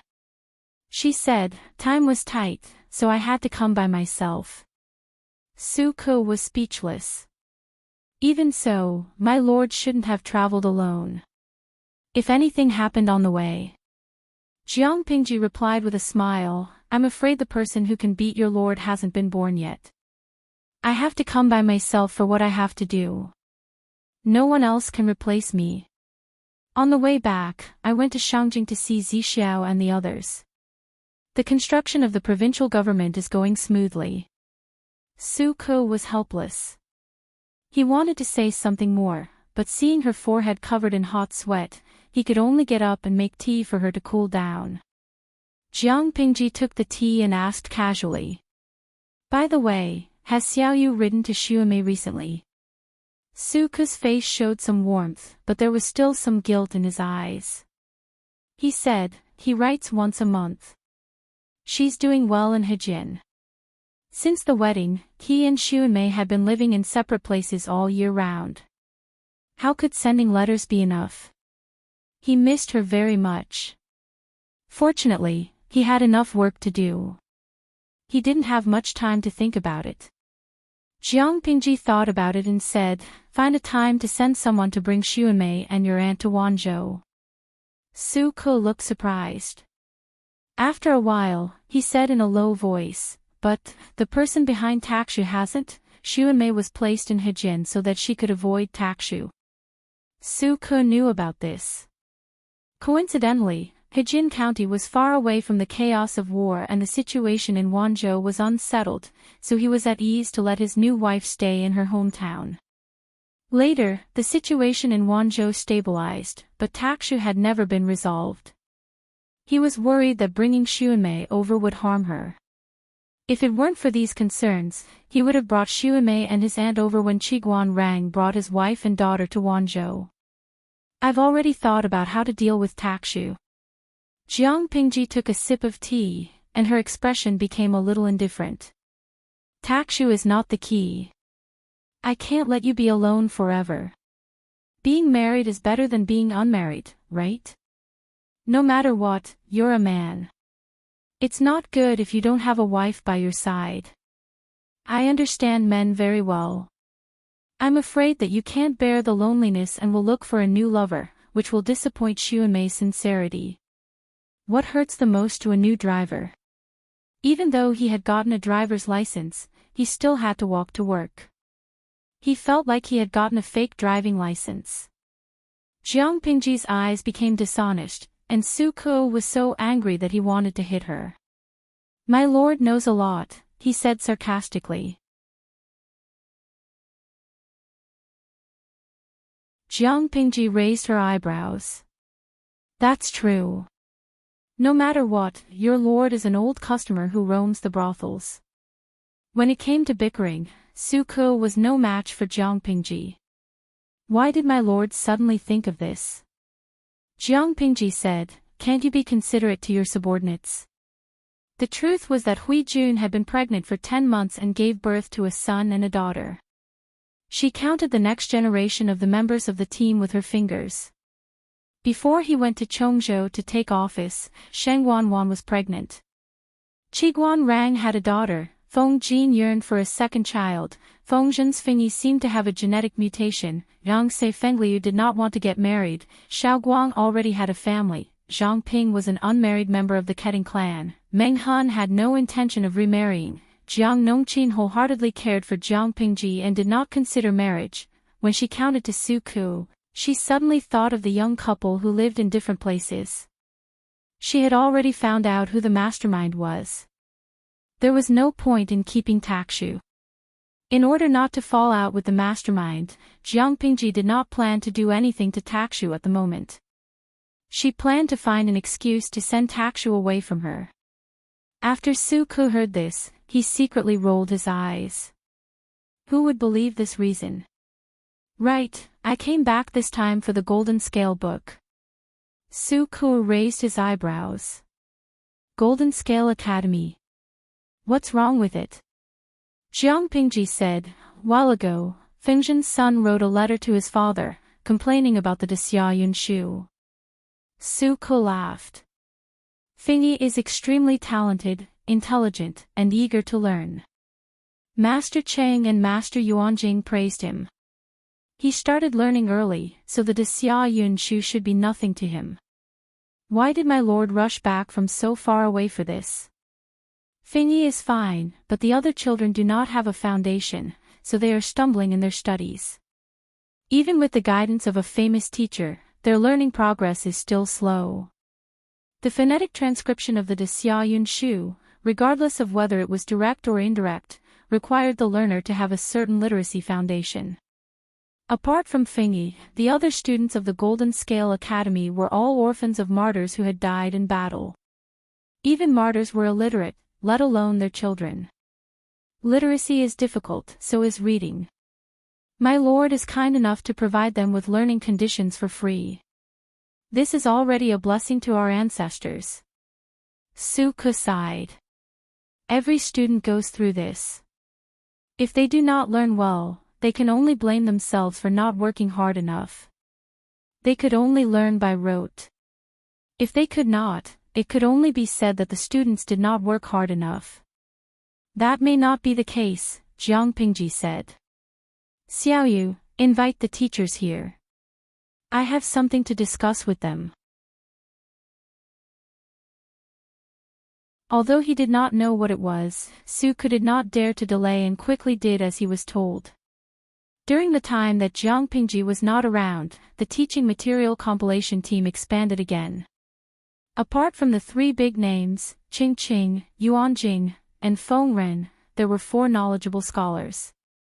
It was worth mentioning that these 4 people were fans of Yuanjing and Feng Ren. In order to chase after their stars, they came all the way to Wanzhou. Now they were preparing to buy a house and settle down there. For fans, there was nothing happier than working hard with their idols. The peaceful and prosperous atmosphere of Wanzhou was also one of the factors that attracted them. Feng Ren was only an external aide, so the way he addressed Jiang Pingji was very formal. May I know why Magistrate Liu Zhou has summoned us? Qing and Yuanjing were also suspicious. Didn't Jiang Pingji go to Chongzhou? Why did she suddenly come back? Of course it's an important matter. She took out the brand new Xia Yunshu that she had organized and handed it to them. The few people present were all big shots. Jiang Pingji did not need to waste time explaining. This is phonetic transcription. Master Yuanjing's hand trembled. He almost dropped the precious Xia Yunshu on the ground. The other 2 people were ready to take it. The 3 of them looked very funny. Yes. Don't be fooled by their strange appearance. If they are used for phonetic transcription, it is much simpler than the current straight transcription or reverse transcription, Jiang Pingji said. The biggest advantage is that, first, they are few in number and easy to remember. Second, children who are enlightened don't need to memorize hundreds of words before learning new words. It greatly reduces time and energy. The efficiency of enlightenment will naturally increase. Xia Yunshu was considered a pioneering work in this era, but for Jiang Pingji, it was too complicated and prone to mistakes.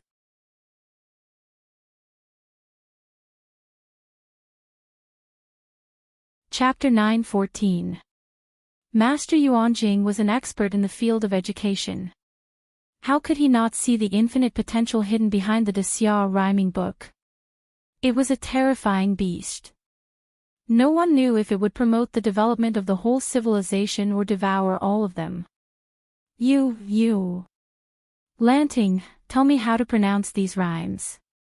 Master Yuanjing already had a plan in mind, but he still couldn't believe it. He had to hear Jiang Pingji pronounce it with his own ears. After all, a few words alone could not prove anything. He needed more powerful evidence. Obviously, the Xia rhyming book that Jiang Pingji gave him was much simpler than the original direct pronunciation or reverse transcription. It was so simple that it was shocking. If the pronunciation of all the words could be spelled out with just a few rhymes, wouldn't it mean that everyone in the world had the possibility of learning? Just thinking about that scene made Yuanjing feel that his chest, which had been silent for a long time, began to heat up and his blood began to boil. Jiang Pingji didn't deliberately keep them in suspense. Instead, she taught them everything she knew. She taught them for 4 hours. It wasn't that Master Yuanjing and the others didn't have the ability to learn. They learned while learning, and it turned into another seminar. When they learned all the pinyin method that Jiang Pingji taught them, they came up with a brand new enlightenment plan. With the more convenient and efficient pinyin transcription, of course, they had to give up the complicated Xia rhyming book. These scribbles look weird, but it's very easy to learn. Feng Ren laughed and said, "If only I was born a few decades later. In order to learn the Xia rhyming book, I memorized it day and night. It was very hard." Jiang Pingji said, "That won't do. If Master Feng was born a few decades later, who would I find to be a good right-hand man like Huayu? It's not too late now. Changxing will enter school in 2 years. Changxing will suffer for you what you didn't enjoy." Feng Ren laughed. He was amused by Jiang Pingji's thoughtful and playful words. He thought of his chubby granddaughter and his heart softened. He said, "That lass, Changxing, looks like a lively and active person. With the brand new method of transcription, it'll be easy for her to learn. Otherwise, that lass would definitely get impatient from studying and quit. As a noble daughter of the Feng clan, if she didn't know how to read, wouldn't it be shameful? Governor Lu's initiative has indeed helped us a lot." Master Yuanjing seemed to be deep in thought. "Governor Lu, are you planning to popularize this pinyin annotation method? Or is it just a trial in the Golden Scale Academy?" He could imagine how many people would be able to read if the pinyin annotation could really be popularized. If this situation continued for 3 to 5 generations, what would the situation be like then? It would no longer be a fantasy to break the monopoly of the landowning households. That would be incredible. I spent so much effort to come up with the pinyin annotation for the sake of the children who have difficulty in enlightenment. To others, it might be a rare treasure, but to me, it might not be the case. I won't keep it to myself." Jiang Pingji smiled and said, "Currently, I want to try it out in the Golden Scale Academy for a period of time. During this period of time, I'll have to trouble you to completely perfect it. In another half a year, the children's foundations would be solid. At that time, I plan to open the Golden Scale Pavilion and allow students to borrow some basic books from the Golden Scale Pavilion." Ching was surprised and said, "But the Golden Scale Pavilion, most of the people who were qualified to enter the Golden Scale Pavilion were adult men. How could a group of children sneak in?" Halfway through his sentence, he suddenly understood something. The worry on his face turned into joy. If a group of children sneaked in, the adult scholars would naturally be curious and ask questions. When the time came, the children would show their skills. They would definitely be able to scare people. The Lord wanted to make use of the scholars' mouths to advertise for the Golden Scale Academy for free. As long as outsiders saw results from this group of children, there would be much less resistance to popularizing the pinyin annotation. Jiang Pingji smiled and said nothing. Master Yuanjing asked, "What name have you thought of?" Jiang Pingji cast a suspicious look at him. "What name? You came up with this pinyin annotation method. Naturally, you should give it a name. It was a good thing to leave a name in history." Many people were envious of it but could not come. Jiang Pingji was speechless. She was not good at giving names, but someone liked to let her do it. This. Why don't we just call it Exanyun? Master Yuanjing glanced sideways and asked her with his eyes. Was there really no need to add a surname or something in front of Exanyun? This was a good opportunity to leave a name in history. It was not a cabbage on the street. If she missed this opportunity, there would be no more. Jiang Pingji thought about it. She saw the contents of the bullet screen in the streaming room and immediately changed her mind. Let's just call it Exanyun of Chinese. Master Yuanjing looked away and nodded. Very good. With Master Yuanjing and the others around, Jiang Pingji was not worried about the Golden Scale Academy. Master Yuanjing and the others were full of fighting spirit. They were thinking about how to show off their skills. Jiang Pingji took the opportunity to sneak away. Oh hey, streamer, you're such a hands-off boss. Why didn't your group of little princesses fall out with you? Funny tree, you and I, the little princesses are no match for the streamer. Their combat power is not in the same dimension. Givenchy little sheepskin, where are you going, streamer? Jiang Pingji asked the maid to bring some water to wipe her cheeks, neck, and arms. Host V, I'm going to see Hui Jun and her baby. When Jiang Pingji saw Hui Jun, she was sitting in the corridor reading a book. There was a wooden pram beside her. Hui Jun. Hui Jun heard the noise and looked in the direction of the sound. Her peaceful eyes gradually lit up. Why are you back, Lang Jun? Jiang Pingji said, I'm back to handle official business. I heard that women need to take care of themselves after giving birth. Why are you outside? I've given birth for 3 or 4 months. My body is recovering well. I don't have so many taboos. Hui Jun smiled faintly and pushed the pram into the house. The 2 fair and tender babies were sleeping soundly. They were not awakened at all. She said, the sun in the courtyard is strong. Lang Jun, don't stay outside. Which one is the younger sister? Jiang Pingji asked as she lifted the diapers of the 2 babies.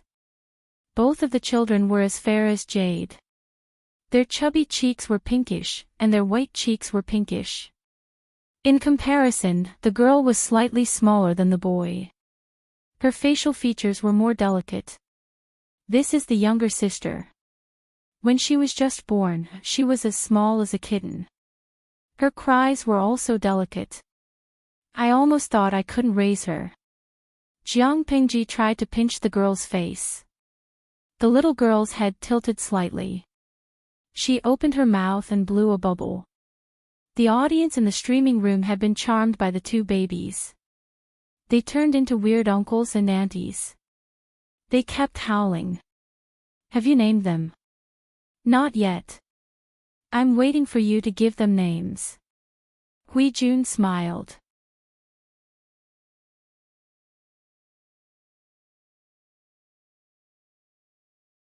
Chapter 9:15. No matter what Hui Jun said, Jiang Pingji was still merciful and did not take charge of the naming. She took out a small bag of bamboo slips from her sleeve. Take a look and see which name you like. Hui Jun took it with a smile. Did Lang Jun make it? Jiang Pingji denied, no, he asked me to bring it over. When Hui Jun heard that it was a gift from Fu Wang, the smile on her face faded a little, but her hands did not stop moving. He untied the string of the bag and took out a few bamboo slips with a few names written on them. After looking at it carefully, Hui Jun put it aside and said with slight embarrassment, is there a need for him to name the child? He caressed the bamboo piece with his fingers. The small bamboo piece was filled with densely packed words. Just by looking at the handwriting, it was extremely difficult to associate the owner of the words with Fu Wang. I won't ask too much about your relationship with Jingtu. It's fine as long as you're happy. If you think raising a child is too stressful, don't hold it in. After all, the other half of the child's bloodline was given to him by Fu Jingtu, so it was only right and proper for him to pay for the child's upbringing. If they really don't treat them well, I'll take them in as my godsons and goddaughters. No one in this world will dare to bully them then. Hui Jun giggled. Since that's the case, Lang Jun should let the child call you godmother as soon as possible. You're getting more and more fond of taking things out of context. When I clearly said that the main plan isn't good for both of them, you ignored this premise. Jiang Pingji raised her eyebrows and said, that wild wolf has his eyes on you every day. If I snatch his wife and children, I'm afraid he'll go on strike. Although Fu Wang didn't say anything, he was still on guard against her.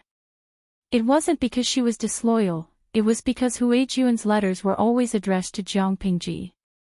The wild wolf was both envious and resentful. The way it looked at Jiang Pingji was strange.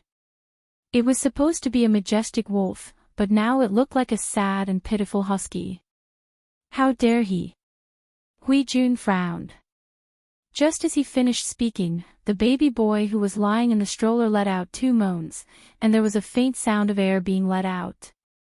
Jiang Pingji said, it's time to change his diaper. Hui Jun looked at Jiang Pingji in astonishment. She raised her hand and touched the boy's butt. Indeed, she felt a warm and soft lump. TSK. He's so young, but his ability to torment people is like his father. Hui Jun mumbled and took out a clean diaper from the basket under the stroller. She did not avoid arousing suspicion and skillfully changed her boy's diaper in front of Jiang Pingji. Although she said that she didn't like it, there was a gentle light on her face that could melt a person's heart. After becoming a mother, Hui Jun was very different from before. Jiang Pingji said, before I left Chongzhou, Jingta came to me to propose marriage. Hui Jun turned her head and clicked her tongue. Is he worthy of you? Jiang Pingji smiled and explained, what are you thinking about? He thinks that you are similar to Wan, Both of you are orphans, but you are close to me and treat me as half a family. He's imitating Han Mei. If he can convince me, it won't be a problem for him to marry you again. Hui Jun wiped her son's butt and put the dirty diaper into the clothes basket. It's not like you don't know my background. I can't even dream of living like this. How would I dare to hope for more? General Fu and I are not on the same path. I don't want to be entangled with him. Hui Juan's expression was calm. She said, I'm not belittling myself. I just like how I am now. I don't want anything else. I just hope that I can help you in the future. Jiang Pingji looked at Hui Juan's face carefully. She saw that her words were from the bottom of her heart, so she did not force it. I just think Jingtu won't be so easy to get rid of. Hui Jun said, why would I be afraid of him? She had used her honey trap at Jiamen Pass, but Fu Jingtu had still been defeated. As she spoke, Jiang Pingji noticed that there was a bookshelf in Hui Juan's room. There were many handwritten bamboo scrolls on the shelf. Hui Jun noticed her gaze and stood up to take a few scrolls. Lang Jun is very knowledgeable. Do you have any research on these? Jiang Pingji opened the scroll and found that it was full of Hui Juan's handwriting. There were all kinds of documents about dyeing cloth, printing and dyeing, as well as all kinds of spices and rouge. Apart from that, Jiang Pingji also saw a drawing of a foot-spinning wheel. I've been in the palace of Dongqing for a few years and have seen a lot. I'm wondering if I can start a business in this area to make a living. When I was in the palace, I vaguely heard someone mention that there was a small eunuch in the palace who contributed a skill that was passed down in their family. This skill can dye many bright and beautiful fabrics. I asked a few questions, and now it's coming in handy. Hui Jun was a strong-willed person.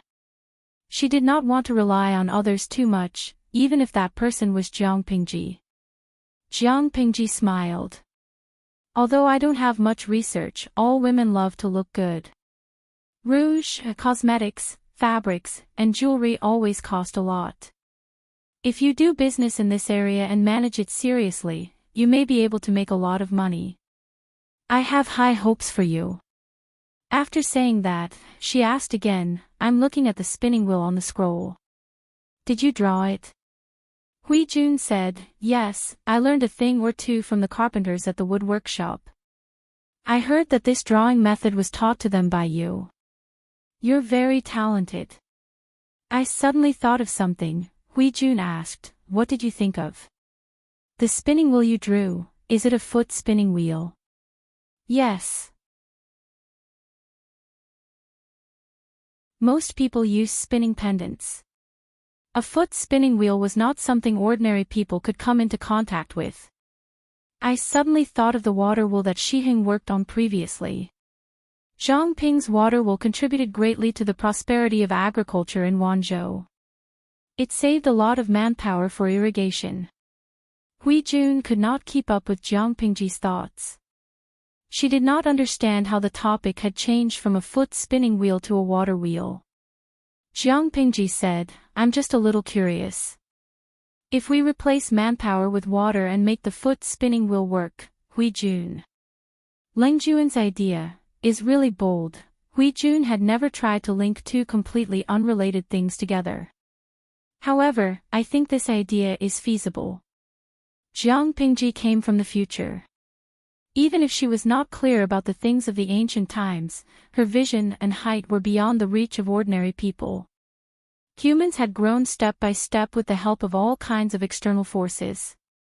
If that was the case, why couldn't they use water power?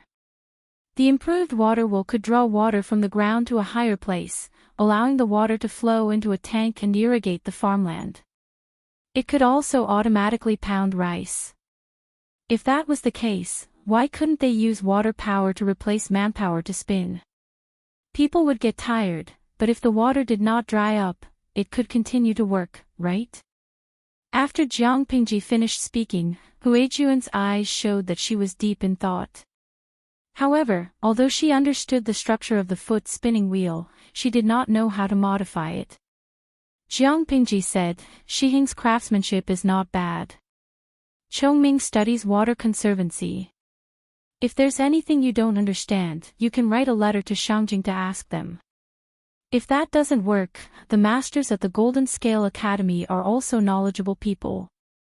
Perhaps they can provide valuable advice.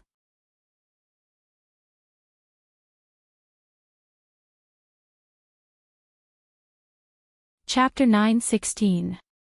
Hui Jun's expression showed that she was somewhat tempted, but it was unknown what she thought of, but in the end, she still retreated. This isn't too good, is it? Jiang Pingji teased the boy, whose eyes were rolling around, while her other hand pinched the girl's little foot. She was having a great time. What's not good about it? Wanzhou was far more open-minded than the outside world. Not only was there a large-scale, regular female battalion, but there were also 30% female patrols on the streets. What's wrong with Hui Jun's invention? After Jiang Pingji finished speaking, the boy seemed to have seen her. His black eyes stared at her and followed her movements. Hui Jun stammered, I'm afraid I won't do well and ruin Lang Juan's reputation. What are you afraid of? Even if the sky falls, there's someone tall to hold it up, and even if things don't work out, there's still me. It doesn't matter if you fail, but what if you succeed? Jiang Pingji pinched her feet and finally woke her up. The girl did not shy away from strangers. She stretched out her fair arms towards Jiang Pingji, begging for a hug. Jiang Pingji picked up the child. She held her neck with one hand and passed her other hand between her chubby legs. She used her palm to support her vest. This position was very comfortable for a baby. Baby girl pursed her lips and blew bubbles lazily. She stared at him without blinking. Your two children are brave. They didn't even cry when they saw me. Jiang Pingji especially liked cute children who were not afraid of her. She referred to Feng Jin's family's Chongqing for details. Hui Jun watched as Jiang Pingji teased the girl. Her perturbed heart suddenly calmed down. She even gained some courage. His temperament is just like that boorish man. He's very bold. Hui Jun pursed her lips and smiled faintly. There was relief in her eyes. Because she became a mother, she became more cautious in her thinking. She was afraid that her past would be exposed. It didn't matter to her, but she was afraid that the child would be affected.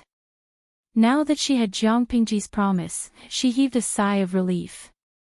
She was no longer uneasy, but rather eager to try. If the water-powered spinning wheel was really built, how much manpower could be saved and how much help could Lang Jun be? Hui Jun began to think in the direction of water conservancy. Jiang Pingji continued to play with the two babies. Jiang Pingji stayed in Wanzhou for more than half a month.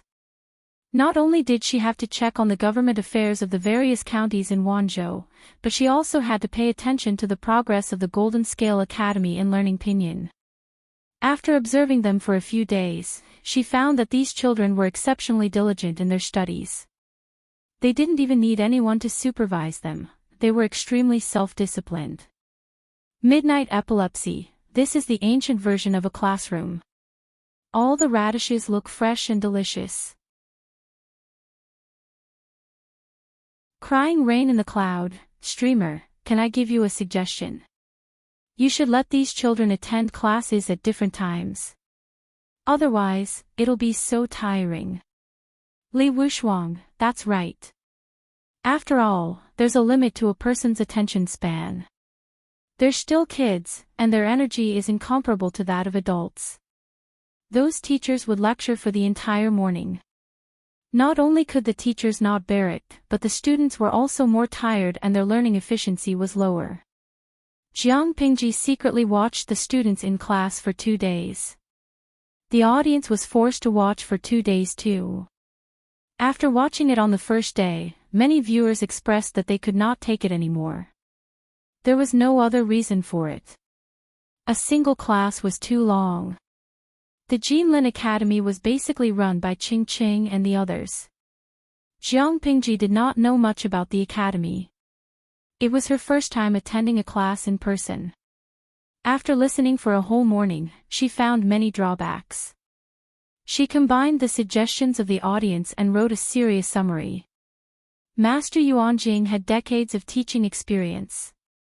He could be considered a leading figure in the field of education. However, he had a broad temperament.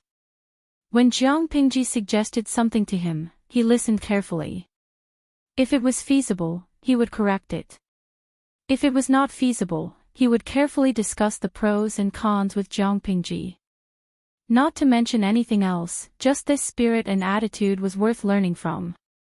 Master Yuanjing listened for a while. He asked doubtfully, Magistrate Liu, do you mean to divide the classes? Jiang Pingji said, that's exactly what I mean. I observe that every class lasts at least 2 hours. Even adults feel tired, let alone a group of children. If they learn in a state of exhaustion, how much can the students learn? In my opinion, it's better to divide the classes and set a time. For example, a class lasts half an hour or a quarter of an hour.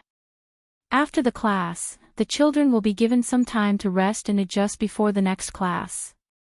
The knowledge they learn in each class can be different. Knowledge teaching can be interspersed.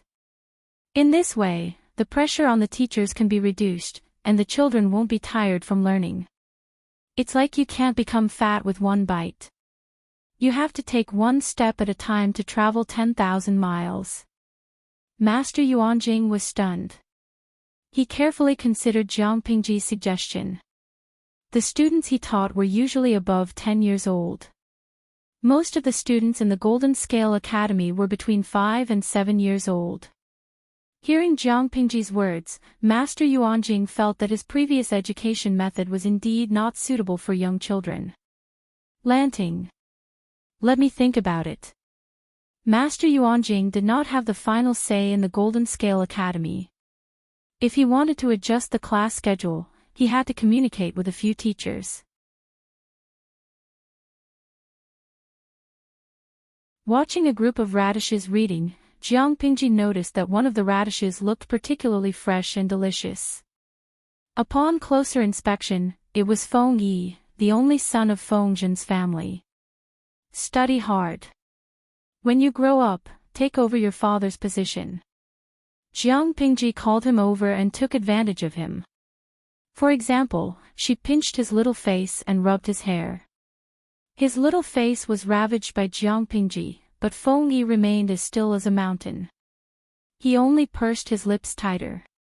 He said methodically, "I won't let you down."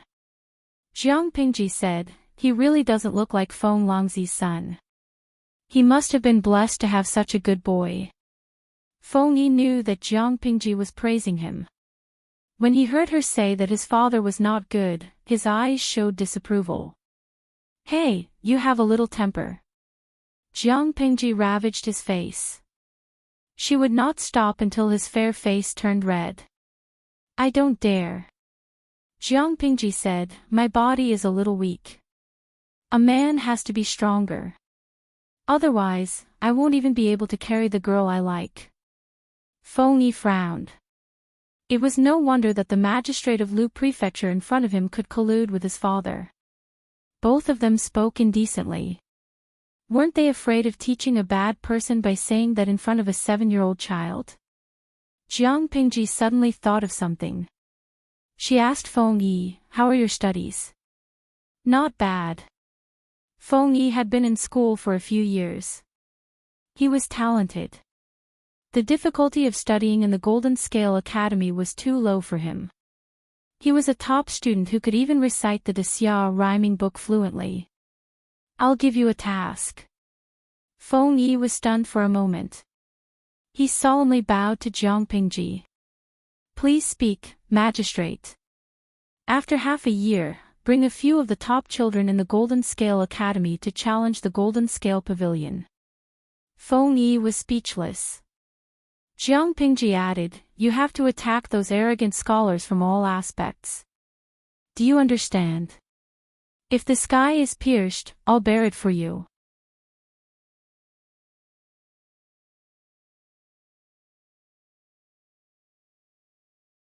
Chapter 9:17. Feng Zhen, who was far away in Chongzhou, did not know that his darling had been harmed by Jiang Pingji. After settling the matters in Wanzhou, Jiang Pingji prepared to return to Chongzhou to preside over the overall situation. Wanzhou recruited many middle-level talents. These people had clean backgrounds and were not of high birth. They were hard-working and easy to manipulate. Jiang Pingji met them one by one. She praised Su Ku and Feng Jin again and gave them a bonus. Oh. As for Feng Jin's indirect questions about the break, she pretended to be deaf and dumb. The situation in Wanzhou was stable, but there was trouble in Chongzhou. The gentry clans in Chongzhou had learned their lesson after being bullied by her. But not long after she left, they returned to their old ways and wanted to cause trouble for her. "Ha, a bunch of idiots." Jiang Pingji laughed coldly. "Do these people think the coffins are not placed long enough and the corpses are not rotten enough?" Her words were vicious. If the gentry clans in Chongzhou heard them, they would definitely vomit blood in anger. Last winter, Jiang Pingji entered Chongzhou and killed several senior gentry clans in Chongzhou. She even used the military to suppress and intimidate them. She gathered one group of people to suppress another. Her clean and efficient method scared the gentry clans so much that they did not dare to let out a fart. She even sent troops to surround their mansions, forcing them to be unable to bury their relatives' corpses in their ancestral graves. They could only stay in the mourning hole. This stop lasted until summer. The corpses had already decomposed into white bones. The stench of corpses filled the air. The gentry clans finally could not resist anymore. They gave in to Jiang Pingji and unwillingly spat out a portion of the land deeds. However, Jiang Pingji was a ruthless person.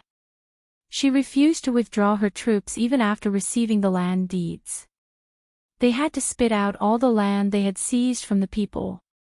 After a stalemate, the gentry clans in Cheongjo could only bear with the pain and swallow their resentment. They swallowed their resentment, but the death grudge was also settled. When they buried the corpses of their relatives in their ancestral graves, Jiang Pingji ran off to Wanzhou. They had nowhere to vent their anger. However, they could not kill Jiang Pingji, but it did not mean that they could not get back at them.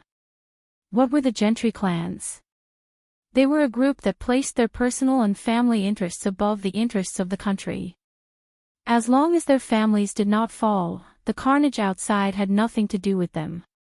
In order to take revenge on Jiang Pingji, a few families formed an alliance in private and planned to join forces with the north borderline to betray their teammates. Of course, this matter was exposed to Jiang Pingji, which showed how bad their confidentiality measures were. In fact, the ancients did not seem to have any sense of secrecy. In the history of the previous dynasty, how many coups were stifled because of leaks? Suko also saw the secret report and couldn't help but be speechless. These people are really, even if the Lord was too ruthless, wasn't the cause because they forcibly occupied the fertile land, oppressed the good people, and trampled on the common people. They had done such a heinous thing, and now that their Lord had forced them to spit it out, did they still feel that they had been wronged? Not only did they suffer grievances, they even allied with the forces of the northern borderline and prepared to open an opening at the border to let the cavalry of the northern borderline break in. Fortunately, the northern border has yet to recover from the horse plague 2 years ago. Even if we send the cavalry to kill and pillage, there won't be many of them. Suko furrowed his brows and said, otherwise, wouldn't we be inviting a wolf into the house? Those people actually dared to do such a thing. Jiang Pingji laughed coldly. She crushed the secret letter, her eyes filled with a cold murderous intent. I originally wanted to keep them for a while, but I didn't expect them to be tired of living and take the initiative to hand over their weaknesses. Not to mention anything else, just the fact that they had colluded with the enemy and committed treason was enough to consign them to eternal damnation. Previously, Jiang Pingji falsely accused them of colluding with the enemy and committing treason, but she didn't have concrete evidence in her hands. She could only rely on her mouth to distort the purpose of their annexation of land. Now that she had concrete evidence in her hands, she didn't believe that she couldn't kill these vermin. Does my lord want to catch them all in one fell swoop? Jiang Pingji said, they are playthings that cause endless harm. It's better to squash them to death as soon as possible. According to the original plan, she wanted to deal with them before the war with the northern borderline. She didn't expect them to be even more anxious than she was, taking advantage of the time when she was not in Cheongjo to plot to take away her assets. These people were still too impatient. Jiang Pingji left Cheongjo, how could she not send people to keep an eye on them? At such a time, they should be even more cautious, tuck their tails between their legs, and not let the cat out of the bag. However, they couldn't swallow their anger and had to stir up trouble. However, they couldn't be blamed for being stupid. Jiang Pingji was really too ruthless. If they didn't take advantage of the time when Jiang Pingji was not in Cheongjo, according to the trend of her development in Cheongjo, the longer they delayed, the more powerful she would be. Their hopes of revenge would become smaller and smaller. It was a pity that they underestimated Fengzhen and Qiguan Rank's abilities. How could the combat power of the two of them be as simple as 1 + 1? It was estimated that before Jiang Pingji reached Cheongjo, these jumping clowns would have already been caught by their inescapable net. Reality proved that Jiang Pingji's guess was not wrong. My lord, you look radiant. Wen Zhang and I, on the other hand, have been restless for more than a month. Fengzhen had a pair of dark circles under his eyes. He looked like he had been sucked dry by a demoness. Why are you all acting like this? Jiang Pingji rushed to Cheongjo without stopping. Along the way, she didn't have time to take a detour to see Wei Ci. When she reached Cheongjo, she saw that her two right-hand men looked like they hadn't slept for a long time. Wen Zhang's left arm was even tied with a white cloth. Those people are planning to fight to the death. Previously, they sent men to assassinate Wen Zheng. When the assassination failed, they instigated others to cause trouble. Sigh. Fortunately, Han Mei and Wen Zheng were discussing the matter of farming and recruiting soldiers. That was how I managed to survive. When Qiguan Rang was assassinated, Jiang Pingji was still on the road, so she didn't receive the news. What? Haven't these people been arrested? Jiang Pingji glanced at Qiguan Rang.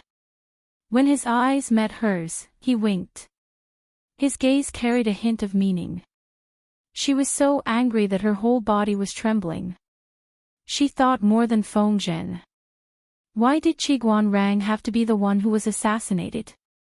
One had to know that Qiguan Rang's position was impartial. In comparison, Feng Zhen's hatred was greater. She was afraid that someone was trying to fish in troubled waters. Jiang Pingji snorted. Feng Zhen thought she didn't understand and explained, although those people were arrested, my lord, the relationship between the aristocratic families in Chongzhou is very complicated. They are either relatives or friends, or they are students and former officials. Not only are they friends, but they are also bound by blood ties that cannot be severed. Previously, they could still bear with it when they only locked up people. Now it's different. Lives are at stake. How can they sit still? Wen Zheng's danger is just the beginning.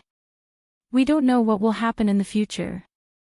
Jiang Pingji took a deep breath. She said calmly, "You're wrong. They will betray the country for their personal and family interests and collude with the northern borderline.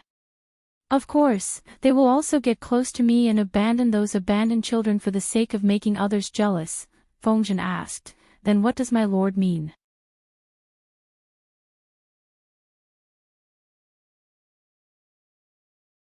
Chapter 9:18. Feng Zhen smiled bitterly. This was indeed his lord's unique style of doing things. Killing was just a matter of nodding to the ground. The most troublesome part was dealing with the aftermath. Seeing Feng Zhen's expression, Jiang Pingji furrowed her brows and asked him, "Zisher doesn't agree?" Feng Zhen shook his head. It wasn't that he didn't agree, he was just worried. The aristocratic families in Chongzhou weren't big, but the relationships between them were very complicated. If the Lord chose to cut them all off, it would cause more trouble. But if she didn't do anything about it, where would the Lord's dignity be? "Why don't we just kill the bandit leaders?" Feng Zhen suggested against his will. He had been with Jiang Pingji for a long time, and his preferences had changed. Compared to intricate schemes, he preferred simple and violent methods. But as a strategist, he couldn't act on impulse. He had to prioritize the Lord's interests. "There's no need. Just kill them all." Jiang Pingji's eyes shone with a cold glint. Letting a tiger return to the mountains will lead to endless trouble. In a place like Chongzhou, the temple is small, but the wind is strong. The relationships between them are complicated. If we only kill the bandit leaders, it's the same as letting them preserve their strength. As long as they are alive, they can make a comeback if they seize the opportunity. Rather than that, we might as well kill them all. If we only kill the bandit leaders, the remaining people will still cause trouble. If that's the case, we might as well uproot them and not leave any future troubles. These families are a lesson to be learned from. Punish them harshly and let others see what happens when they betray the country. Since Jiang Pingji had said so, Feng Zhen naturally wouldn't object. He narrowed his eyes slyly and his lips curled into a scheming smile. In the days when Jiang Pingji wasn't around, he had suffered many grievances. Now that he could get back at her, how could he not be happy? Feng Zhen obeyed her orders and went to make arrangements. Only Jiang Pingji and the silent Qiguan Rang were left. "Are you all right? Does your wound still hurt?" Jiang Pingji asked softly. Qiguan Rang's stiff lips twitched. He said, "This time, I really suffered an unexpected disaster. Jiang Pingji understood the meaning behind his words. She restrained the smile on her lips and resumed her cold expression. Do you think the people who assassinated you were the aristocrats of Chongzhou or? Jiang Pingji asked Qiguan Rang in a low voice. Qiguan Rang thought for a while, his brows furrowed, and he said in a low voice, I'm afraid it's a borrowed knife to kill. On the surface, it's the aristocratic families of Chongzhou who have lost their minds and sent assassins, but in the dark, there's another master. That person is extremely cautious. If I didn't take precautions in advance, I'm afraid I wouldn't be able to find any clues. Jiang Pingji took a deep breath and suppressed the restlessness and anger in her heart. Qiguan Rang continued, even so, that person did not leave behind any evidence. Rang is only suspicious. Jiang Pingji furrowed her brows. Her eyes seemed to be surging with a thick and frightening fierceness. Your Highness, you must not let your guard down. Qiguan Rang clenched the feather fan in his hand and used it to knock on the table. It made a crisp sound and interrupted Jiang Pingji's train of thought. A little impatience will spoil a great plan. Let me think that the other party doesn't really want to take my life. It's most likely a test. Jiang Pingji raised her eyes and looked at Qiguan Rang. You also think that person is testing us? What was there to test? To test whether Jiang Pingji had already discovered the other party's existence. If she was discovered, the conflict between the two would definitely surface. The other party could change his plan as soon as possible. If after the test, he discovered that Jiang Pingji was still ignorant, the other party could be at ease and continue to lurk behind the scenes. I'm at least 70% sure. Qiguan Rang waved his feather fan and lowered his eyes. Your Highness, you must be careful. Don't let the cat out of the bag. Jiang Pingji said, I will pretend that nothing happened. Let's see who can't hold back their anger first. Recently, the atmosphere in Chongzhou was treacherous. It was as if it was shrouded in a layer of low pressure that made it hard for people to breathe. When everyone received the news of Jiang Pingji's return to Chongzhou, another piece of news spread. How dare she? When they first heard that Jiang Pingji wanted to wipe out the aristocratic families of Chongzhou who participated in the rebellion, the entire aristocratic circle boiled over. They had more or less heard about the few families, but they never thought that Lu Shi would be so ruthless as to wipe out their entire families. Why wouldn't she dare? Those few idiots were arrogant. While Lu Shi was not in Chongzhou, they secretly contacted the northern borderline. Now that Dongqing is no longer a country, they only did it for their own future. There is nothing wrong with it. Of all the things he should not have done, he should not have been discovered by Lu Shi. Now that the evidence is in his hands, do you think Lu Shi will be merciful and let them go? Some were furious, while others looked on coldly from the sidelines. The former were filled with righteous indignation and felt sympathetic for the loss of their own kind. The latter were ultimately outsiders, calmly watching the situation in Chongzhou change. But how can we be in cahoots with such a ruthless person who massacred the aristocratic families? Do not punish the officials, do not punish the commoners. The original meaning of this sentence should be that the scholar officials should not receive preferential treatment in sentencing, and the commoners should not be excluded from etiquette. But as the times changed, this sentence became the golden medal and privilege of the aristocratic class. Now, it was twisted to mean that the scholar officials had the privilege of not being punished, and the commoners did not have the right to be treated with courtesy. Although the aristocratic families in Chongzhou were nouveau riches in the aristocratic circle, they were still above the commoners. Jiang Pingji wanted the lives of their entire clan because of the crime of secretly contacting the northern borderline. It was unreasonable. According to their thinking, a heavy punishment would suffice. Why would there be a need to resort to violence? Based on this woman will definitely lose the hearts of the people. Sooner or later, she will die without a burial. Faced with such a statement, the clear-headed people smiled bitterly. They were very clear that as long as Liu Shi held the military power in his hands, the aristocratic families in Chongzhou would not be able to hurt her. A few scholars found Jiang Pingji together and advised her. They talked loudly, and the core meaning was that she was in the wrong. If it was a commoner who had colluded with the enemy and committed treason, they deserved to die. However, the person who had secretly contacted the northern borderline was an aristocratic family. They only needed to be taught a harsh lesson, fined, and punished. There was no need to take their lives. Dongqing had a law. The aristocratic families could use enough money to exempt them from the death penalty. Even if it was a crime like secretly contacting the northern borderline, as long as they could afford it, they could be acquitted according to the law. Jiang Pingji looked at them coldly for a long time. After an hour, "Are you all thirsty?" The scholars echoed each other. They were eloquent, but unfortunately, there was a hole in their brains. The scholars bowed to Jiang Pingji and stood proudly on the spot. They said, "Magistrate Liu, please reconsider." Jiang Pingji said coldly, "Looks like you're not thirsty. That's fine. I don't want to throw you into the well in the backyard and dirty my water. Someone, throw out these fellows who have an undeserved reputation. From now on, if they dare to come to our door again, break their legs." After the scholars heard this, their faces turned ashen. Jiang Pingji narrowed her eyes dangerously. "Throw them out." The scholars wanted to say something, but when they saw the guards in armor and brandishing their blades, they were as quiet as chickens, not daring to make a sound. It was at this moment that Fu Wang and Li Yun stepped in with a bloody aura.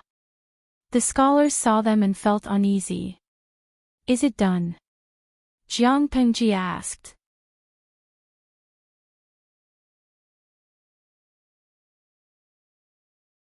Chapter 9:19. Jiang Pingji was also afraid that a long delay would bring trouble. After making up her mind, she let Fu Wang and Li Yun lead the troops to confiscate the houses and arrest the people. According to Dongqing's practice, confiscating property and exterminating 3 clans meant confiscating property. Confiscating property was easy to understand.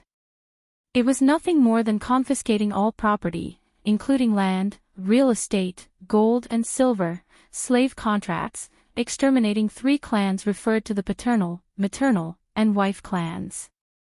If Dongqing's imperial power was stable, something as big as confiscating property and exterminating a clan needed the permission of the court. However, Dongqing was now ruled by the emperor. It was good enough that one edict could affect the entire imperial city. Why would Jiang Pingji care about him? Confiscating property and exterminating a clan was something she could do. However, she did not go too far. According to Dongqing's current laws, exterminating a clan was a rule. The offenders and the men in the family would all be executed. The women could be exempted from the death penalty. However, they would be made prostitutes for the officials or sent to the army as camp prostitutes. This outcome was even more horrifying than death. Jiang Pingji would rather give them a quick death. She did not want to use such methods to humiliate a group of weak women. After thinking about it, Jiang Pingji said, "Get someone to register all these women and demote them to commoners. Send them back to their parents' homes in private." The atmosphere in Chongzhou was more open. Women would not crazily treat men as their sky, let alone follow the 3 obediences and 4 virtues. Jiang Pingji gave them a way out and did not take their lives. She only sent them back to their parents' homes. This was already a great kindness. When the limelight was over, they could still get married again. By doing so, she subtly pacified the women's families so that they could not vent their anger. The catastrophe in Chongzhou lasted for more than a month. From the top to the bottom, everyone was in danger. While the gentry in Chongzhou were anxious and fearful, the Chui family, who had long boarded Jiang Pingji's pirate ship, were happy to see their teeth but not their eyes. The head of the Chui family, Chui Yu, even chatted with his friends in private. He said that this was the most successful business he had ever done. Although they gave up the land, they reaped even more benefits. The returns were far higher than the costs. In the blink of an eye, it was the end of the first year of Qingzong. It had been a year since Jiang Pingji took over Chongzhou. In the past year, she had gone from being looked down upon to being a great demon that everyone feared. She had Chongzhou in her hands. As for Yang Si, who had been thrown to Hu County by Jiang Pingji, he was even more impressive. He took over the administrative affairs of Hu County perfectly. Of course, it would be better if he could stop complaining and focus on working overtime. There were turbulent times outside, and there were dukes fighting during the new year. Only the territory under Jiang Pingji's rule was peaceful. Well, maybe it was too peaceful, which made people envious and jealous. Over the past year, Jiang Pingji had steadily strengthened herself, and the other feudal vassal forces had not been idle either. As the end of the year approached, a secret letter was delivered to Jiang Pingji. She was so shocked that she slammed the table after reading it. Like father like son, Yang Tao has done a good job. Fengzhen almost had a heart attack because of Jiang Pingji. Next time, could he at least give him a heads up before making a fuss so that he could be mentally prepared? Yang Tao. Isn't that the son of the late Dongmen commandant, Yang Jian? Qiguan Rang frowned slightly. Seeing Jiang Pingji's face full of admiration, he thought about the situation outside and had some guesses in his heart. During the alliance meeting at Huangshuwei, Qiguan Rang felt that Yang Tao was not an ordinary person. It was not surprising that he had turned into a dragon after meeting water. Fengzhen said, I remember hearing news about Yang Tao a while ago. After Yang Jian died, he turned to the false emperor. However, Yang Tao is not a man without ambition. His father, Yang Jian, had a disagreement with the false emperor. According to the false emperor's temperament, he would not treat Yang Tao kindly. Jiang Pingji smiled and said, a month ago, Yang Tao launched a coup. The false emperor retreated in defeat. Now he has fled to Nanxing. A coup. Even though they had expected it, Qiguan Rang and Fengzhen were still shocked when they heard the truth. Zhangzhou was the false emperor's territory. Yang Tao's father, Yang Jian, had offended the false emperor. It was good enough that Yang Tao could keep his life. They did not expect this fellow to play the pig to eat the tiger without saying a word. He launched a coup right under the false emperor's nose and turned from guest to host. The false emperor seemed to have magnanimously accepted Yang Tao's defection, but he had been secretly targeting him. He did not even allow Yang Tao to touch military power. Yang Tao was aware of the situation he was in. He secretly formed an alliance with the court officials who were not loyal to the false emperor. They planned carefully and looked for a good opportunity to strike. A month ago, the false emperor brought his court officials and children to worship the heavens. Under Yan Lin's suggestion, Yang Tao claimed to be sick half a month earlier. He secretly quickened his pace. The sacrificial ceremony was solemn and grand. Elegant music was melodious and sonorous. The false emperor was immersed in his own imagination. He never expected that Yang Tao, who he thought was completely useless, would show his sharp teeth at this moment. Under Yan Lin's orderly command, the coup was like a thunderstorm. Everyone was at a loss as to what to do. Yang Tao's 3,000 men of sacrifice became the decisive force in the coup. Yan Lin forged documents and military orders, mobilized troops from all sides, and controlled the armory and key departments. Before the false emperor, Prince Changshu, could react, they were already surrounded at the place where the sacrificial ceremony was held. By the time the false emperor wanted to mobilize troops to defend himself, it was already too late. A figure flashed across Qiguan Rang's mind. He said, it's obvious that this was a premeditated coup. The person who set it up was shrewd and ruthless. He was very good at playing with people's hearts. He was obviously at a disadvantage, but he was able to take advantage of every opportunity to attack the false emperor again and again. He made it impossible for the false emperor to calm down. Yang Tao was brave, but he lacked strategy. Even though he had grown a little after Yang Jian's death, he was still far from being as shrewd as the false emperor. In my opinion, all of this must have been done by an expert. I can't think of anyone else other than Yan Lin. Qiguan Rang's eyes flashed with coldness as he thought about this. He knew that Yan Lin was not a simple man, but he didn't expect him to be so capable. He had helped Yang Tao turn the tables from a disadvantageous position to an advantage. Now, he could control the entire Zhangzhou effortlessly. What a pity. If he had known earlier, he wouldn't have let Yan Lin live. Jiang Pingji said calmly, I also think that he was the one behind all of this. I have to say that he is indeed a meticulous and shrewd person. But, he was able to help Yang Tao turn the tables. It was 50% strength and 50% luck. If it weren't for the fact that the Mengs and Zhangzhou realized that they couldn't help the false emperor and withdrew their troops back to Zhangzhou, Yan Lin wouldn't have been able to do this alone. This is fate. Qiguan Rang said, I'm afraid he will be a formidable opponent. What are you afraid of? Jiang Pingji said, one person's energy is limited. No matter how capable Yan Lin was, he wasn't a god. Jiang Pingji stayed in the north, but the forces in the south of Dongqing were constantly changing. Yang Tao turned the tables and took over Zhangzhou. Huang Song, who was in Haozhou, didn't want to be outdone either. He took over the entire Haozhou. The Su brothers in Zhe County fought amongst themselves for a while. It was hard to tell who would win. In the end, they all set their sights on their old neighbor, Hu County. The chief of Hu County was Wu Mashang, an old friend from the Huangshui meeting.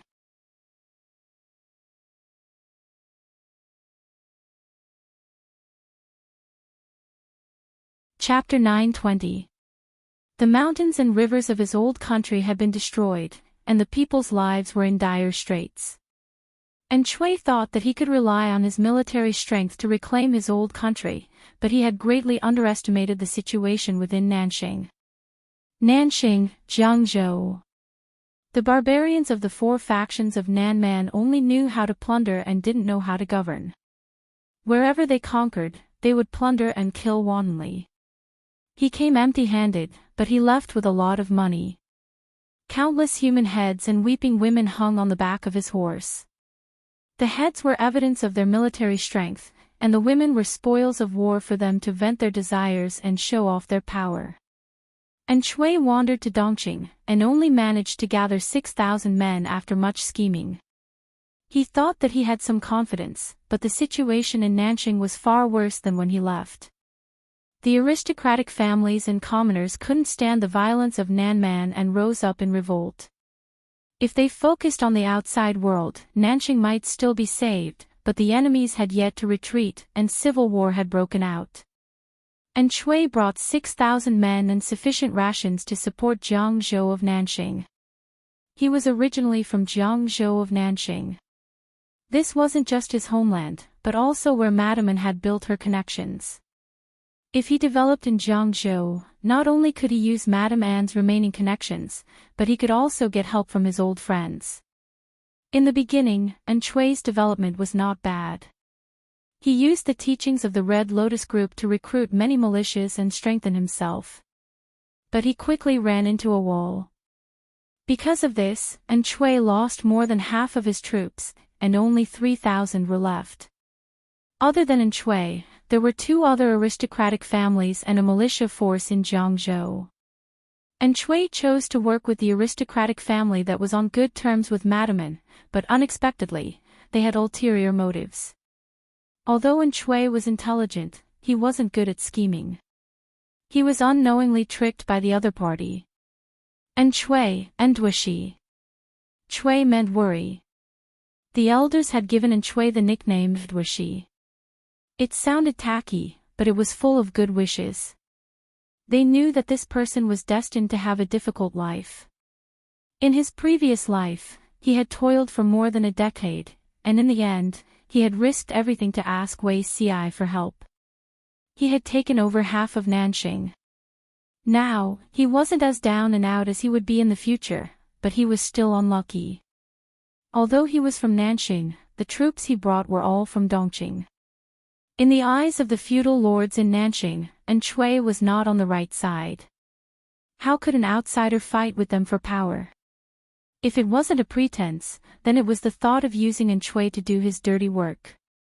He only treated Enchui as a spear. At first, Enchui did not realize this. When he ran into a wall and lost half of his troops, he suddenly realized. Enchui had just passed the age of 30, so he could still withstand such a blow. However, his eyes couldn't help but turn red.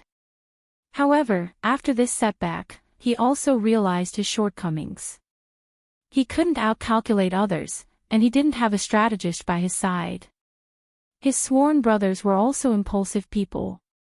Such a combination could be easily manipulated by others, and the slightest provocation could ruin the whole thing. Enchui thought for a moment. He planned to use his old friendship to invite a famous scholar to help him. However, Enchui had no manpower, no land, and no money. Moreover, she had just suffered a defeat. Who would be willing to assist a lord like this? Even if Enchui's status was illustrious, the entire An family had been wiped out by the barbarians, and Enchui's wife and children had even been humiliated and killed by the barbarians. Was such a failed man worthy of the loyalty of others? Thus, every time Enchui came to invite them, many famous people would either avoid meeting him or refuse him. Enchui was not a thick-skinned person. He knew that others did not like his conditions, so he could only return resentfully. On one hand, he led his subordinates to seek refuge everywhere, and on the other, he looked for a chance to turn things around. Finally, he found his chance. I heard that Master Yuanjing's disciple is traveling nearby to study, and Chui's eyes burned.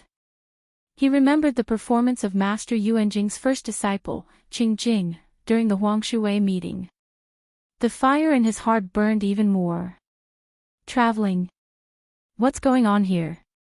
Which idiot came here to study? My lord, did you hear wrongly? Although Dongqing was chaotic, it was not as chaotic as Nanxing. There were barbarians everywhere who wreaked havoc and plundered.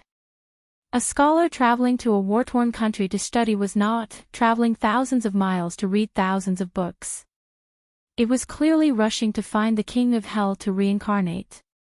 And Chui said, whether it's true or not, we should at least give it a try. The subordinates beside him were nervous. They really did not think highly of Enchui's plan. Enchui smiled. Master Yuanjing has a total of 4 disciples. His first disciple, Qingjing, Qing Yumo, now works for Huang Song of Haozhou. His youngest disciple, Wei Ci, Wei Zixiao, works for Lu Shi of Wanzhou. The remaining 2 are Han Yu, Han Wenbin, and Lu Jing, Lu Xiaoyin. I heard that Han Yu has accepted the appointment of Su Bei, the eldest grandson of the Su family in the county of Dongqing. Then the remaining one. Lu Jing. Never heard of him. Everyone shook their heads like a rattle drum. Lu Zheng was really not famous. Among Master Yuanjing's 4 disciples, Qingjing and Han Yu were from the famous Langyu family. Wei Ci's status was slightly lower, and Lu Zheng was the son of a hunter. And Chui had never heard of Lu Zheng's name, but he had tried to get close to Qingjing during the Huangshui meeting. After asking around, he found out the names of Master Yuanjing's 4 disciples. I have a chance because I have never heard of him. And Chui took a deep breath and said, I heard that Lu Jing intends to visit the governor of Jiang Prefecture. The governor of Jiang Prefecture is my childhood friend. I know his temperament very well. He has a very strong sense of family background, but he does a good job on the surface. He won't look down on Lu Xing in front of him, nor will he chase him away. For the sake of being wise, he will even put on a show and appoint Lu Xing. But according to my understanding of the governor of Jiang Prefecture, he will never put the son of a hunter in an important position. Master Yuanjing's disciple must have something special about him, and his temperament must be more arrogant than ordinary people. In my opinion, Lu Xing will definitely not be able to accept such cold treatment. In other words, Lu Zheng's setback gave Enchui a chance to enter the governor's eyes. A few subordinates listened to Enchui's words. They did not say anything on the surface, but they were secretly disapproving. In their opinion, there must be something wrong with a scholar who went to a war-torn country to study. However, his lord liked him and wanted to recruit him wholeheartedly. It turned out that Enchui's guess was right. Unexpectedly, Lu Xing also saw that the governor of Jiang Prefecture was not reliable. He rejected the governor's appointment and continued to study. Enchui was anxious and immediately paid a visit with generous gifts. "I won't see you." Lu Xing wore a wide-sleeved cloak and a cloth scarf on his head. He was unadorned and looked like a poor scholar. The boy's servant blinked and said, "Sir, this is his second time. I won't see him even if he comes 20 times, much less 2 times. Lu Xing narrowed his eyes. He had grown a beard now. Although his face was still tender, he was far more mature than before. The boy's servant raised his head and said, "In ancient times, there were 3 attendants who came out of the mountains. Sir, you won't move even after 20 attendants. Study well and don't drop your bag. You'll make me feel awkward." The boy's servant stuck out his tongue and followed Lu Xing obediently. He did not dare to let Enchui enter again. "Why don't you like him, sir?" "The timing is not right." "Ha! He still has the arrogance of a landowning household. That alone makes him unworthy of my consideration. Then when will it be enough?"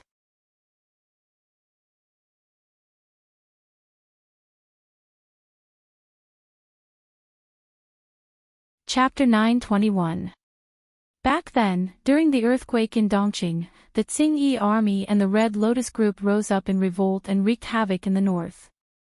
At that time, the common people all moved their families to the south to escape the chaos of war. Now that several years had passed, the situation had changed. The north was peaceful, while the outside world was in full swing. There were even dukes fighting each other during the new year. When the group arrived at the latrine where Hu County Chief Wu Ma Xiang had drowned, his body was covered in feces and crawling with maggots. They couldn't help but sigh. Wu Ma Xiang was a member of the royal family, a descendant of the heavens. He ended up like this in his middle age. I know. I heard that this person almost became emperor. He was one of the top figures in the 20-some Dukes alliance at Huang River. Who knew that he would die a violent death? The scholar paused and continued, "Do you know why his body was found in the latrine pit? Is there an inside story?" His companion asked curiously. "Of course there is," the scholar said. "I heard that the Su brothers from Zhe County were locked in a fierce battle and had endless internal strife.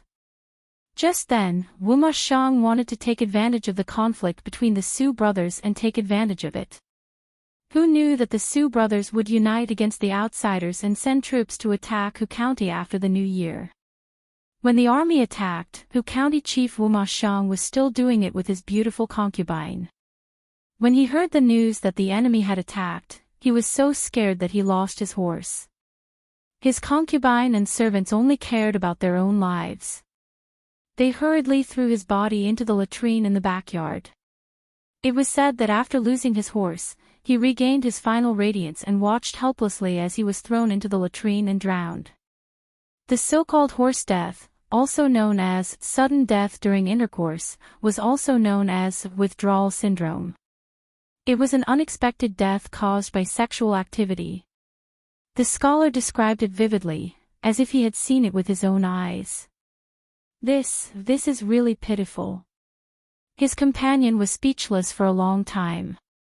After a while, he asked again, "But there is one thing I don't understand. I heard that the Sioux brothers from Zhe County have always been at odds with each other. Why did they put aside their differences and join forces to attack Hu County?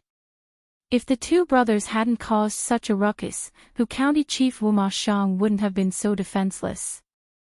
I have a feeling that there must be an expert guiding us to attack Hu County at this time after the new year." Wuma Shang had been planning to reap the benefits from the fight, but he never expected that his brothers, who had been at each other's throats just a second ago, would stab him in the back in the next second. It was too sudden. Who in the world did not know of the grudge between the two brothers, Su Bei and Su Fei? Rumor has it that it was Han Yu, Su Pei's strategist, who had repeatedly asked for advice and even risked his life to persuade Su Fei. Only then did the collaboration come about. Han Yu. This name sounds a bit familiar. Wait, I remember now. Isn't Han Yu the third rank in Tian Wu's 15-year assessment? In that year's assessment, Master Yuanjing's disciple took the top 2 spots. If Dongqing had not fallen apart, perhaps these two people would still be the pillars of the country. Otherwise, why would people say that Master Yuanjing is powerful? None of his disciples are easy to provoke. The two of them drank several cups of wine, and soon, they were drunk. Sigh.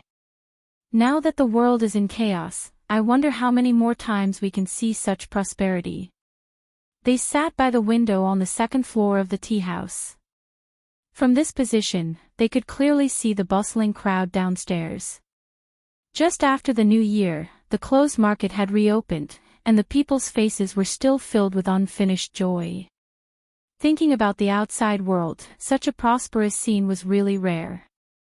So what if he was one of the feudal lords? Just look at Wuma Shang and you will know the fate of the loser. Wuma Shang was based in Hu County. Although the area of Hu County was not as large as Wanzhou, it was still 2/3 of the county.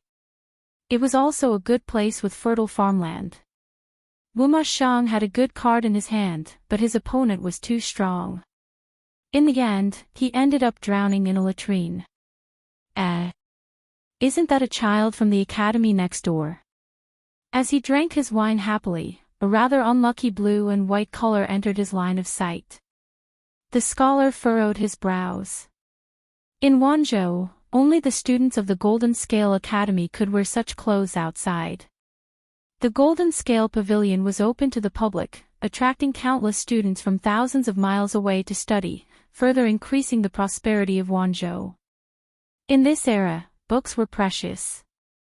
The students drooled over the countless books, wishing that they could stay here for the rest of their lives. Who would be willing to move? The slightly wealthier scholars directly bought houses, the poorer ones rented, and the poorer ones had to share a house with several people. After living here for a long time, they also felt a sense of belonging to the Golden Scale Pavilion. Many people jokingly called the Golden Scale Academy the academy next door, and their words carried a hint of intimacy. Why did these children come to the Golden Scale Pavilion? In the eyes of the crowd, 6 or 7-year-old children were disgusted by cats and dogs. They came to the Golden Scale Pavilion and destroyed the valuable books. Stop. This isn't a place for children like you. Leave quickly. More than 10 children wore the Golden Scale Academy's uniform of blue and white. There were both boys and girls. Not all of them looked good, but at least they kept themselves clean. Perhaps because they thought it was unlucky for children to dress like this during the new year, everyone wore red silk flowers on their heads and a red cloak over their heads. Even though they were dressed like this, the crowd could still recognize their signature blue and white uniforms. The Golden Scale Pavilion doesn't care about identity or background. Why can't I go in? The leading child looked to be around 8 or 9 years old. He looked weak, but his brows were clear. It was Feng Yi. He wasn't angry when he was stopped. He just tried to reason with the other party in a well-behaved manner. Hey, have you finished learning how to read? The books in the Golden Scale Pavilion are precious. It's not a place for children like you to play. The scholars of the Golden Scale Pavilion were not unreasonable. They didn't treat the children badly. However, their stance was firm. Little children couldn't enter the Golden Scale Pavilion. I'm not going to bother with you, Feng Yi said. He bypassed that person and took out his token to hand over to the guard of the Golden Scale Pavilion. The students who followed him lined up to be enthroned. The scholars thought that the guard would stop this group of mischievous children. They didn't expect, why are they allowed to go in? The scholar widened his eyes in shock. Aren't they afraid that this group of mischievous children would cause a ruckus and burn the entire Golden Scale Pavilion? The guard said, they can go in anyway. On the other side, Feng Yi led his people and ran towards the main hall of the Golden Scale Pavilion. Although they were small in number, they had a lot of people. When they walked together, they looked imposing. Feng Dalong, what should we do next? The girl's voice was tender. She looked fair and plump, like a jade sculpture. She was known as the flower of the Golden Scale Academy. Who else could she be but Feng Jin's Chongqing? Brother. Feng Yi was angry. The Chongqing who called him Brother Feng sweetly just now called him Feng Dalong the moment they met. Okay, my good brother. Feng Yi was speechless. Remember, show us the imposing manner of challenging the arena. We might lose, but we can't lose. After entering the main hall of the Golden Scale Pavilion, the 15 uniformly dressed children became a strange sight. They attracted the attention of everyone present. The other students were still a little frightened. However, Feng Yi straightened his back and borrowed books from the maidservant expressionlessly. The busybody eavesdropped. The scholars couldn't help but laugh.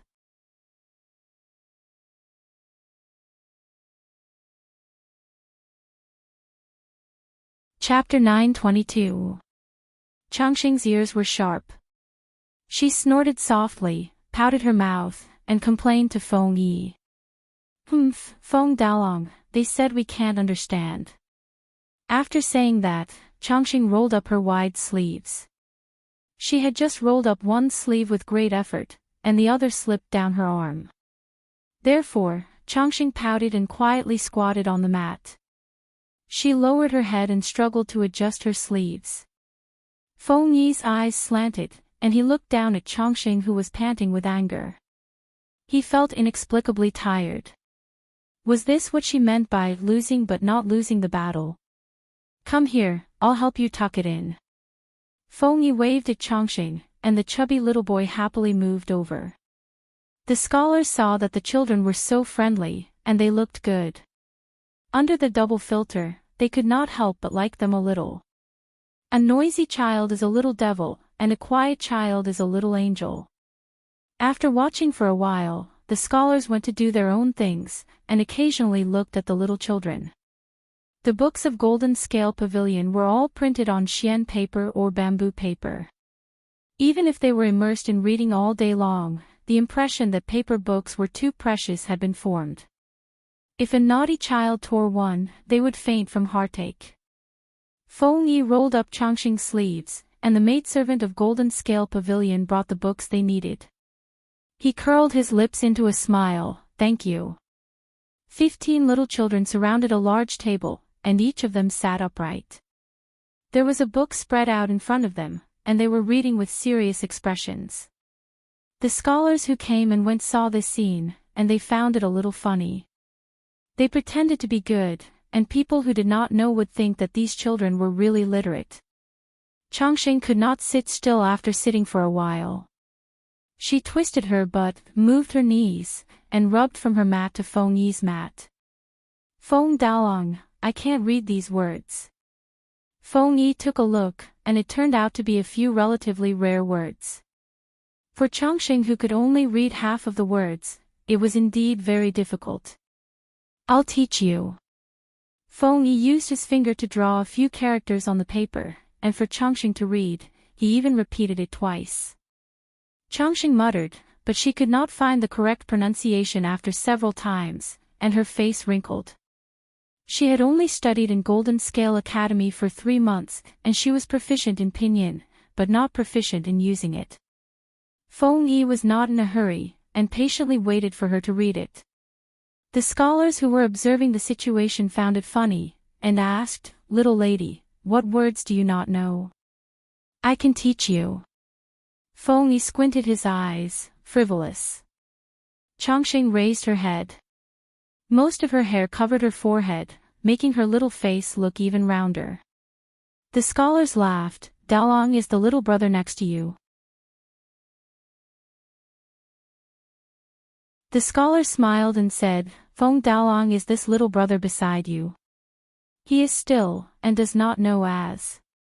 He is, and he was already so old, yet he still wanted to coax Changxing to call him brother. Shameless. And, because, Daolong, and. Father. Dao, and. Do you know what a challenge is? It is very powerful, 1 against 10. Daolong's father is also very powerful. Daolong will be as powerful in the future." The scholar listened to Changxing, and he could not help but smile. Even though Changxing tried her best to explain, outsiders who did not understand the situation would only be confused. The only thing that could be understood was the challenge. "Your Feng Daolong is still too young. The brothers here are all adults, and they do not beat children." Changxing tilted her head, and looked at the scholar, and then at Feng Yi. Daolong was indeed not as tall as the others, and not as strong. How could he beat them? Changxing looked at Feng Yi with grievance, as if he was really facing the prospect of being beaten up. Feng Yi bowed to the scholar, and said politely, "I still have to learn from a few classmates, please help yourself." The scholar refused to leave. "You are only at the age of Zhangjiao, and you just finished reading Great Xia rhyming book, right?" According to the current education progress, it was already very good for a 7 or 8-year-old child to finish reading Great Xia rhyming book. "I am not talented, and I have finished reading Great Xia rhyming book. Now, I am learning 300,000 from the teachers, and the Book of Songs and the Analects of Confucius in spring." The scholar said, "What is 300,000? "The texts taught by the college students." He asked Feng Yi again, "How old are you? Can you understand the Analects of Confucius? And you are learning the Book of Songs." "Although I don't understand, I have already memorized it." As a top student, how could he not prepare in advance? The scholar was speechless. Kids nowadays were really amazing, and they could boast to the sky. Which brat could be so good? "You said that you have already memorized it." Feng Yi was silent for a moment, and he said, "I have memorized the original text, but I have only read the annotations written by the teachers a few times, and I have only memorized it." The Analects of Confucius was easy to memorize, but the Book of Songs was a little difficult for Feng Yi. It was said that the art of war would be taught next semester, and Feng Yi was more interested in that. The scholar was speechless. Boast. Keep boasting. Brats nowadays did not even follow the basic rules when they boasted. How could a brat's parent not know? Did he really think that he had a genius son? Since that is the case, let me test you. The scholar felt that bragging kids needed to be taught a lesson, or else what if they became second nature to lying in the future? "Dear brother, please give me some pointers." Feng Yi raised his hand to signal the other students to continue reading, while he faced the challenge in front of him calmly. Sage Confucius had a student named Bo Shang, and his courtesy name was Zixia. He once said, "Parents, monarch, friend, which one do you know?" Feng Yi said without hesitation, "When it comes to parents, one can do one's best. When it comes to monarch, one can do one's best. When it comes to friends, one must keep one's word." The scholar did not expect Feng Yi to be able to answer, and he made things difficult for him. When it comes to friends, one must keep one's word. What do you mean by this? When it comes to friends, one must be honest and sincere, and scrupulously keep one's word. The scholar was speechless. His original intention was to use this to mock Feng Yi for boasting at such a young age, but now he felt a little embarrassed. The scholar did not believe him, and he asked again. The disciple that sage Confucius was most proud of was called Yan Zi, and his courtesy name was Ziyuan.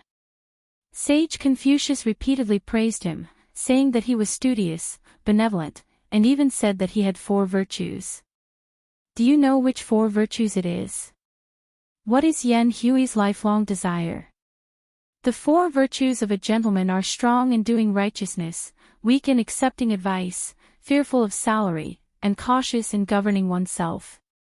Teacher, please mark this passage as firm when doing righteousness, gentle when accepting advice, cautious when getting an official salary, and cautious when cultivating oneself. Feng Yi continued, as for what sage Yan Zi's lifelong desire, this kid boldly thinks that it is definitely a prosperous age where the monarch and his subjects are united, people live in harmony, people of all ages are healthy, and the world is peaceful. The scholar began to pay attention now, and those who were paying attention to the commotion here were also attracted over. The scholar continued to ask, why do you say so?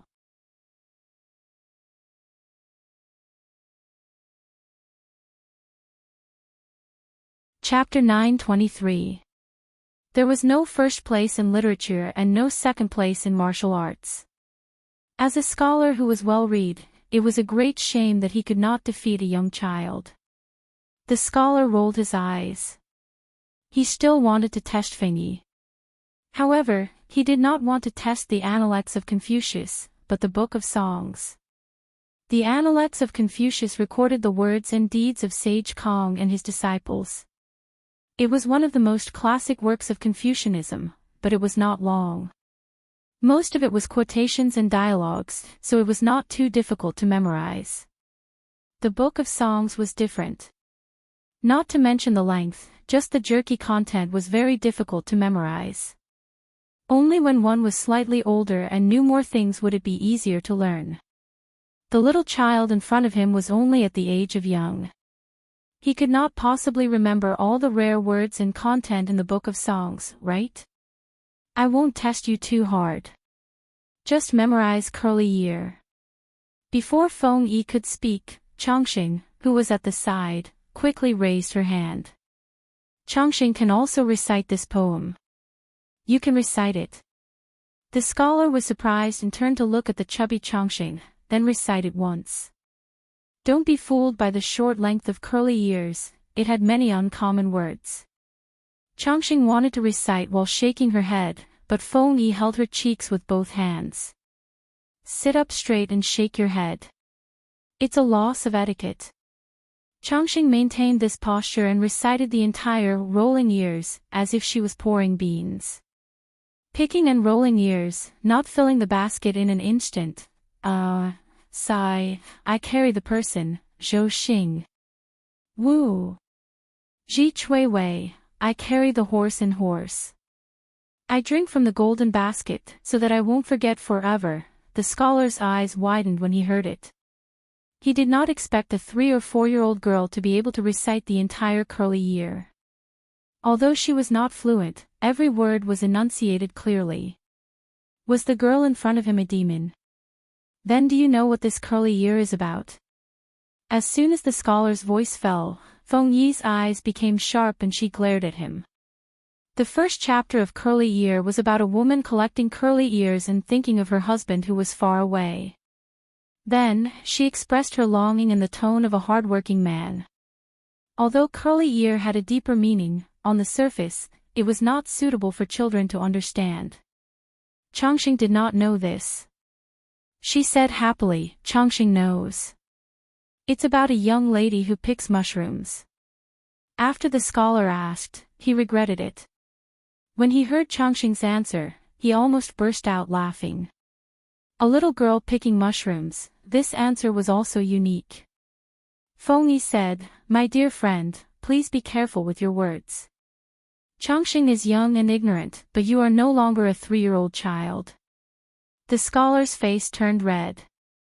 He also knew that he was wrong just now. After being shocked by Feng Yi and Changxing one after another, he already believed that this group of radishes in front of him could really read. "I remember that all of you are students of the Golden Scale Academy, right?" The outside world was clear about the background of the students of the Golden Scale Academy. Nominally, they were the orphans of heroes, but to put it bluntly, they were the children of poor people. How could a child from such a family have any foundation? The Golden Scale Academy was established only a few days earlier than the Golden Scale Pavilion. In other words, these kids who had no foundation had only learned to read and write for less than a year. In such a short period of time, they were already able to stop reading the Great Xia Rhyme. What was the purpose of Golden Scale Academy? The scholar asked a question that everyone else was curious about. "What do you learn from your teachers in the academy on normal days?" Feng Yi said one by one respectfully. Apart from the 300,000 at the beginning, they also had to learn arithmetic. Before learning arithmetic, they had to memorize the 9-9 arithmetic formula. The teachers told them that after learning the basics, they had to come into contact with the classics and historical collections. Apart from that, according to their different talents, they had to learn the 4 arts, chess, calligraphy, and so on. Wait, what is 300,000? 3-character classic, 100 family names, 1,000-character classic. The scholar's expression became strange. The Golden Scale Pavilion also had these 3 sets of books, and he had read them when he was bored. He had to admit that if it was used to teach young children, it was indeed an excellent book. However, why didn't they learn Great Xia Rhyme? The scholar asked this question. Feng Yi said, "The teachers don't teach Great Xia Rhyme, they teach Chinese New Rhyme." Chinese New Rhyme, what was this? Everyone was suspicious. They had never heard of this thing. Feng Yi took out her class notebook, which was cut out of bamboo paper, which made the others envious. Some of them were so poor that they couldn't even afford a brush, ink, and bamboo slips. The little boy used expensive bamboo paper to make drafts and notes. The scholar took over Feng Yi's notebook and found that this boy's handwriting was very good. Every word was upright and had a strong style. The strange thing was, apart from the words he was familiar with, there was a string of strange symbols near some rare words. "Look at the last page," Feng Yi reminded. That person raised his hand and turned to the last page, and found that there were dozens of symbols on the page, which were exactly the symbols he had just seen. This is the rhyme symbol of Chinese New Rhyme. The teachers teach us to use these symbols to spell out the pronunciation of unfamiliar words. The scholar was confused.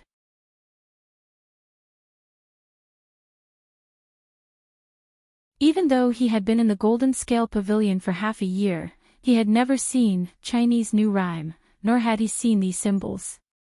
"What kind of scribbles are these?" Changxing said in surprise. "You don't understand." "But didn't the teachers say that everyone has to learn it?" The scholar's cheeks turned red. He really hadn't learned it before. He secretly glanced at the children present and found that they were all using the so-called rhyme symbol to mark the pronunciation. They obviously didn't know the word, but when they asked Feng Yi and Feng Yi drew the rhyme symbol for them, they could pronounce it correctly. Suddenly, the scholar was curious, what exactly was this rhyme symbol of Chinese New Rhyme?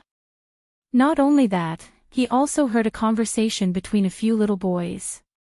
They were talking about Fang Tian's math problems in 9 chapters of arithmetic. He stretched his neck to take a look and found that there was a piece of paper on the table of these few children. There were 10 math problems listed on the paper. They were the problems in 9 chapters of arithmetic. The scholar saw that the children were frowning and thinking hard. He found it funny and decided to help them. Who knew that after the children finished calculating 10 problems, he could only calculate the second one? He thought that the children were calculating blindly, so he was unconvinced and proofread the answers with the other party. They were exactly the same. The scholar was speechless. Could it be that he had been cheated?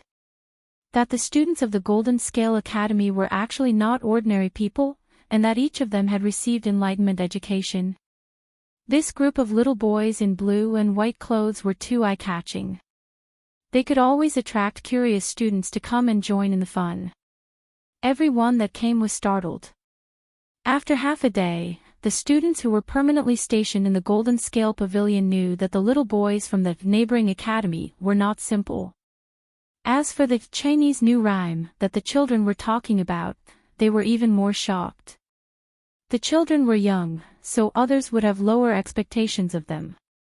If it was someone of the same age who came to the Golden Scale Pavilion to promote, he would have been besieged by a group of scholars and had to fight with them one after another. If it was this group of children with an average age of 6, not only would they not fight, but they would also put the children at the level of child prodigies.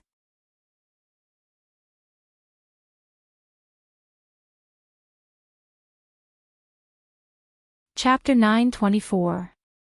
I thought my lord was fooling around. I didn't expect it to be so effective. Wan Xian sighed. He thought that the implementation of new rhymes of Chinese would cause a lot of controversy. However, the students from the Golden Scale Academy went to challenge the Golden Scale Pavilion and used the practical effect to suppress the arrogant students.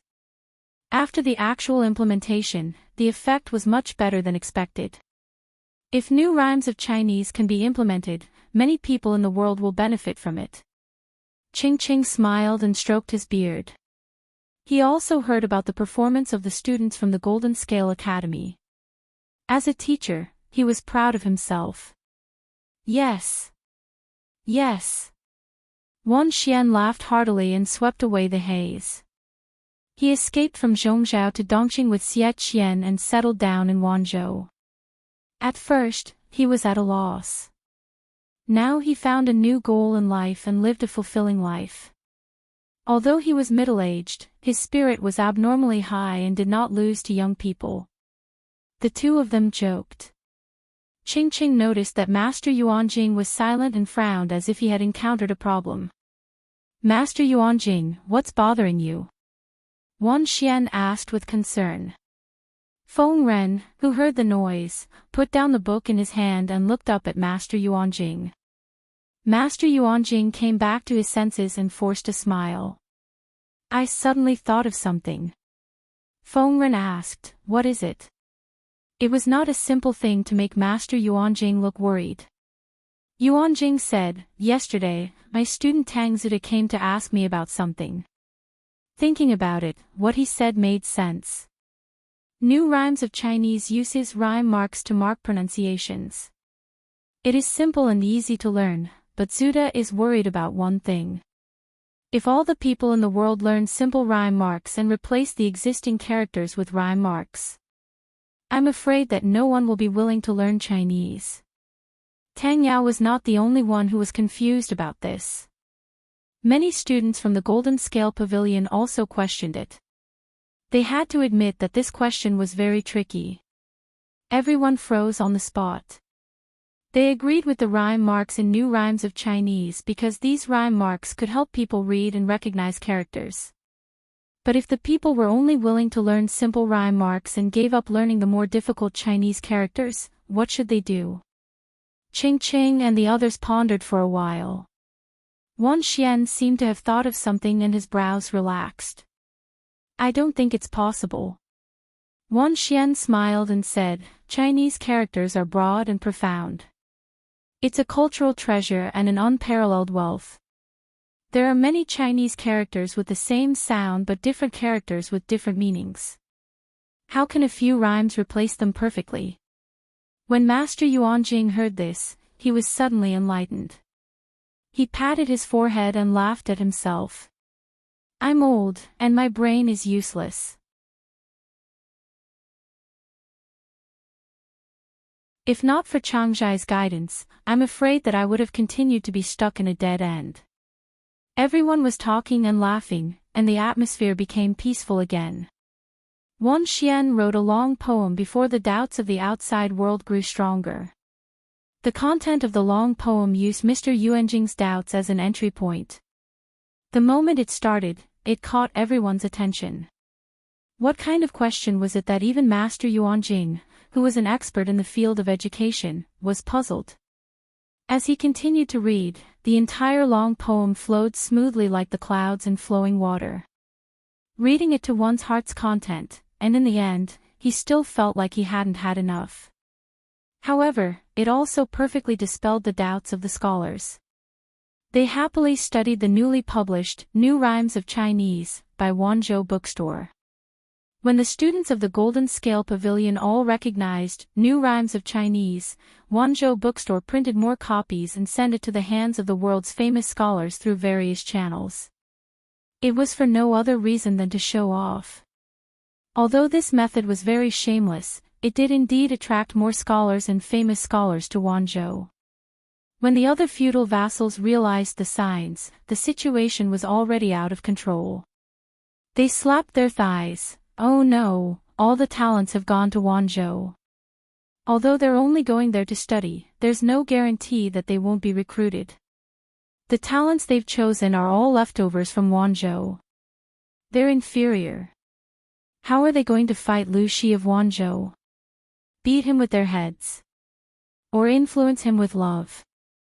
Because of this, rumors of the feudal vassals being courteous to the wise came out one after another. For example, they would meet someone cordially today, sleep with someone tomorrow, or talk all night with someone else the day after. It was quite coquettish, just to attract the little bees called talents. Regarding this, the feudal vassals also expressed their heartache. Lu Shi, at least take it easy and leave a bite of the cake. Because of the Golden Scale Pavilion and Wanzhou Bookstore, Jiang Pingji's lack of talents had finally been alleviated. The territory under her rule was developing in a direction of prosperity and entering a virtuous cycle.